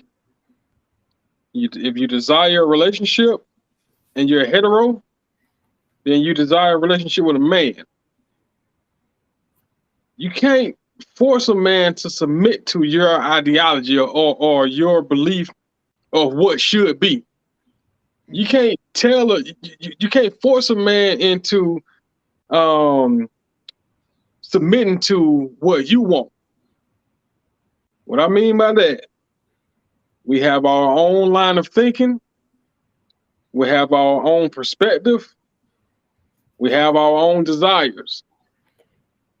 And if you desire to be with a man, you have to be desirable to a man. And if a man is sitting here telling you, if you come with a child or children, if we must, we would much rather that those children or that child was created within the union of a marriage. Because like Letitia said, at the very least, we know that you're capable of being responsible. Instead of just throwing, just throwing your cat in your womb at whatever random nigga at whatever time made you cooler jump. So if you're out here and you're just making babies, men take note of that, and they steer clear of it, unless you're offering him your little cooter or that jaw. But that's about all that's about all he gonna get to you. Maybe a stick of gum. Wow. Maybe. But he darn sure will give you that pipe. because because you made yourself available for that. But that's as far as it's gonna go. Anything long term, he's not looking at you like, yeah, I want to make her my wife. Nah, because man, damn that, man. These women grown.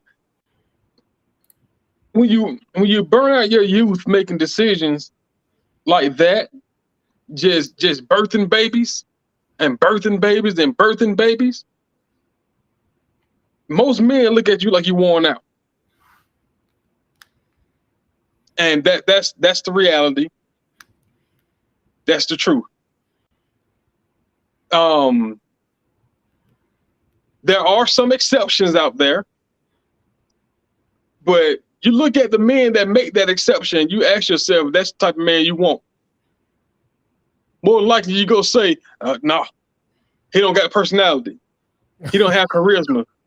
I'm not attracted to him. He lame. He old. Man, so that's the reality. But a lot of them still want to fight against it. You can believe whatever you want to believe, but just because you believe it doesn't mean that reality is going to change. But I mean, this goes back into what I was saying about arranged marriages. Because we are so trapped into I want a man, not needing a man, we're looking at things like personality and all of these other things that I agree, as Letitia said, they don't necessarily qualify. They're not necessary qualifiers for building a family. They're not necessarily qualifiers for the lifestyle a woman is willing to have, is wanting to have. So to Eugene's point, I guess he probably didn't come in when I talked about this earlier, but so it's one of those things where women are going to have to decide, do I want to be in love or do I want to be taken care of? And it's not that you can't have both so much as it's both may not be available to you at the same time. You may end up with a guy who's going to take care of you and you eventually grow to love him. Or you may love a guy that eventually becomes to take care of you. Which one is going to be most important for you in the very beginning? Me, I've already done the marriage thing. Yes, I have a child from that marriage. I still take care of my stepchildren. Because in that marriage, I inherited 2 additional kids as well. They're still mine. So anybody who is looking to court me will have to know my family dynamic is a bit weird because I'm still taking care of my stepkids too. And I don't think I ever want to get married anyway. So there's that part. So it's kind of a thing. But I'm also over 40. I also make 6 figures. there's a big asterisk around probably what I want in a dating pool anyway. Because number one, for me as a woman, you got to come with a vasectomy and you got to come with your own kids because I'm not giving you none. So my dating qualifiers is significantly different from a woman who doesn't have any children, never been married, or maybe has one child or two children out of wedlock. Maybe she got one or two baby daddies or whatever. What she's looking for is probably significantly different from me. But women have to understand, here's what I have. Here's what my qualifiers are. What can I get with those qualifiers I have? And operate in that. I'm also an overweight woman. I know who want me and who don't. I'm not going to go after the men that don't want me because I know who they are. And I don't think women spend enough time having these just intense conversations with themselves about just being realistic. If you got 9 kids by 9 different men, and you don't even know who half their baby daddies, who half their daddies are, you man, need you're to not get out. getting married. Yeah, get out. Listen. When you get, I'm telling you, these conversations among men, it's a very fine line because a lot of men in my age group, because I'm 41 now, so my conversations are with men 10 to 15 years my senior and 10 to 15 years younger because of my working relationships and everything. And these conversations swinging. And when I ask the 20-something-year-old guys that are in the same career and I see what their upward trajectory is, and I ask them what they're looking for, and they break it all down, and I ask them, so would you date a woman with a kid? The first thing out of their mouth is, it depends. And those young dudes are like, it really depends. And a lot of them, like, I mean, especially the guys that are like in their mid 20s, like they're past that 26-year age range. They're like 28 when you talk to them, and they have never been married and they don't have no kids and they're making it in their career. And I ask them, would you date a woman with kids? They're like, ooh, it depends. But they're and saying, then the qualified, they want to know if she's been married. They're And saying, they want to know if she's been married, and they want to know if she's been married.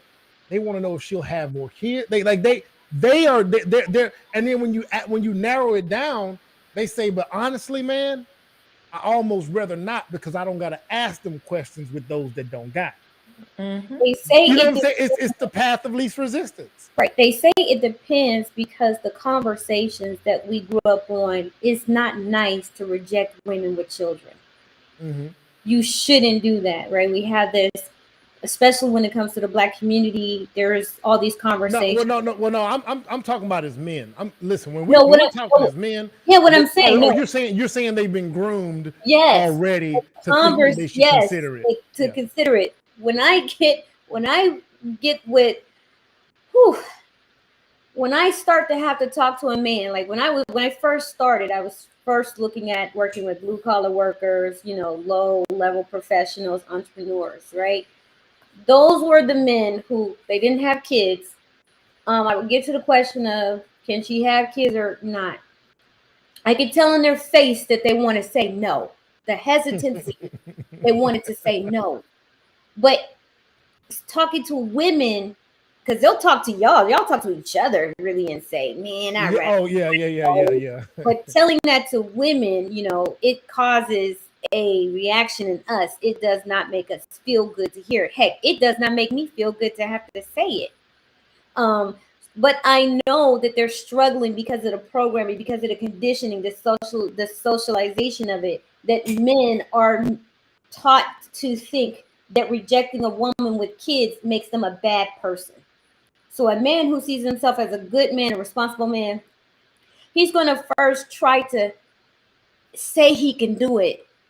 But in the end, he's not really going to do it, because in his choices and how he dates shows you he can't do it. Because if he could, he would have married a woman like that by now, right? But their behavior says otherwise. So I think women need to just accept the reality of these conversations. They don't sound good. They don't make us feel good. But when it comes to wanting to be chose, because this is why I'm like, I don't understand how choosing is equal when women are sitting back saying men don't want to commit. women are saying men don't want to commit. Okay, so you want to get chose. That means you want to get chose. Well, you have to understand what causes a man to choose you. And for a lot of women, those realities are hard. I mean, when I first started hearing this stuff, my reaction was just like the women on that post. Like I was in groups arguing back too, but then I had to ask myself, if these men are saying this, my clients are saying this, let me go do some research and see if there's some data to support any of what they're saying. Because I really thought, well, maybe it's just black men, they can't get no woman anyway. Some of these men can't get no woman, so they're trying to humble black women. Oh yeah. And trust me, there's a few of those. They are online arguing. There are women online arguing right now that the men of other races, they don't worry about you and your kids. These white men, they'll marry you and take care of all your kids. I'm like, y'all are lying. Post a picture with you and him then. Stop. Y'all are liars. What they don't understand is that when it comes to a black woman trying to divest, non-black men are not likely to take care of a black man's child. Now, if you've been with a non-black man and you've had children by a non-black man already, they'll take those ones because men do want to be with, have children that could possibly look like them. So, especially a non-black, a white man and an Asian man, they are not going to take on a black man's children. So, like that woman trying to divest, who are you going to divest to? Because a white man, she may divest internationally to like African men, because them African She's not going to Africa and get one of those men. No, they mamas is not having that. They are cold. They are colder, boy. Listen, I'm gonna have Davita Selby on here, and she was like, I don't know why American black women keep thinking they just gonna go to Africa and get African men from African women who are already culturally ready. You're not even getting an African man here who is tied to his culture. Sure, they'll date you, they'll play with you. I've had African men actually say this. Letitia, yes, we don't date outside of our tribes. We don't date outside of our ethnicity, whatever. I'm like, wait, what? Because I've seen African men date ADOS women. So they said, ask yourself, did any of those women end up marrying those men? And I had to think, I'm like, dang, one had a baby, but they do not marry them. Listen, think about how bad we got our feelings hurt on Love is Blind when old boy turned out the African dude. Y'all don't understand. This caused a problem in my house. I was riding for that African dude. I was riding for him to go with that light-skinned sister. I was riding for it. I was like, man, he the man. He's good. They good. My wife had already seen the episode, and she didn't spoil it for me. She just sat back like, And then when he flipped the script, my soul was hurt. I'm like, now she was a good-looking sister. And, I don't know what happened, so you gotta give me back. Oh man, go! You remember Frank? Man, he not only did he tell her no at the altar, it turned out so he told her no at the altar because he wanted to finish school and provide and be local. After a while, come to find out, this African brother had girlfriends all over the place. He was a player. Like it was bad. It was bad. I didn't know that. It was bad. It was bad. It hurt my feelings. Wow. Because remember, he listen, he reproposed to her. He reproposed to her. It was a good proposal. I mean, damn, it was one of them proposals that make you feel bad for your proposal when you watching it next to your lady. You sitting there like, wish I could propose like that. He turned out to be a player the whole time. In medical school. And that's the thing. Here's all these Americans. They don't play with the women in their culture like that. They're not. No, they don't. They are not allowed to. But when they're not ready to settle down, they will date. Come to America. Women. They will have fun with us. But go back to coming to America. They put it in our face. He wasn't supposed to come to America to find a wife. He was supposed to come and sow his royal oats. Mm-hmm. He was supposed to come leave bastards behind. That's what sowing your royal oats means. He was supposed to come and leave bastards behind, and then he was supposed to go back and marry the woman that they had for him. Mm-hmm. It's in our face. arranged marriages. That's where we're at as a culture. Man, listen, we gonna close. Letitia, if you're gonna come back and we're gonna talk arranged marriages next week, I'm going to get a lot of good footage if we're gonna talk about arranged marriages. I'm gonna get some good. They're not I'm getting gonna get some good stuff to react to. At this point. the genie is out the bottle. It's not going to happen. They can't even handle just conversations about what men want. There is no equality there. The mothers and the family are going to be focusing on what the man is mostly getting. Like, as far as it's weighted in the man's. I don't have a problem with arranged marriages, but if women want equality with arranged marriages, you forget all that, because there's no such thing under patriarchy. Oh no, it won't be. But I mean, at the end of the day, it'll build the community the fastest. Right. At the end of the day, one of these days, we just gonna have to stop complaining about the problems and actually do something drastic about it. Me being with my history in sociology and looking at the development of cultures, or development of nations, most of your nations have grown drastically on the notion of arranged marriages, because absolutely it's a steroid shot. It's together. But that's because they had a strong foundation in patriarchy, right? So we can have that out, but women have to accept the true nature of men, and that's where patriarchy comes in. And women, just westernized women, will struggle with the truth, not what you think of masculinity, not what you think a real man is, but what a real man actually is. And you know what? Hold on, and I want to close it on this. I was watching Indian Matchmakers. I was doing one of my reactions, and the matchmaker herself, she talked about independent women in India, and she's like, the problem isn't with. She didn't say this, but you could tell.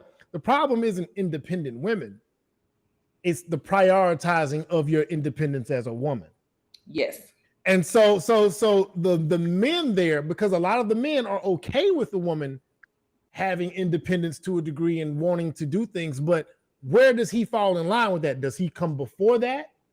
Or does he come after that?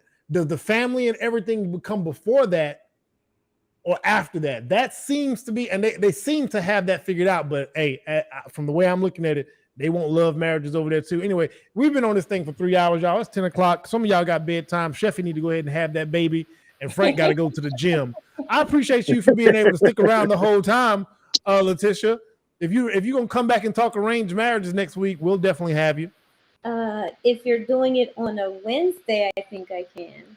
Yeah, we always doing it on a Wednesday. Girl, our time don't change. We like the 1st and 15th. Okay, yeah. Always on a Wednesday. Unless Manuel just decides to go Jamaica and not tell nobody at the last minute. Hey, exactly. Man, exactly. Listen. God damn it. Y'all ain't gonna let me live that down. No, y'all have a good night. They ain't told her when he's on the plane. Hey, Frank, by the way. Find that. You know I'm gonna find that. Hold on, you know I'm gonna find that clip. You know I'm gonna find that clip where Chef or somebody said they might not be able to get him on well, but they might get a Frank. You know, I'm gonna find that clip. I'm gonna find Chef. You owed me that. You owed me that for that bald head thing. You remember when you made me feel less than? Yeah, that was. That's what I'm talking about, Chef. You know I love you. Night. Night, y'all. All right.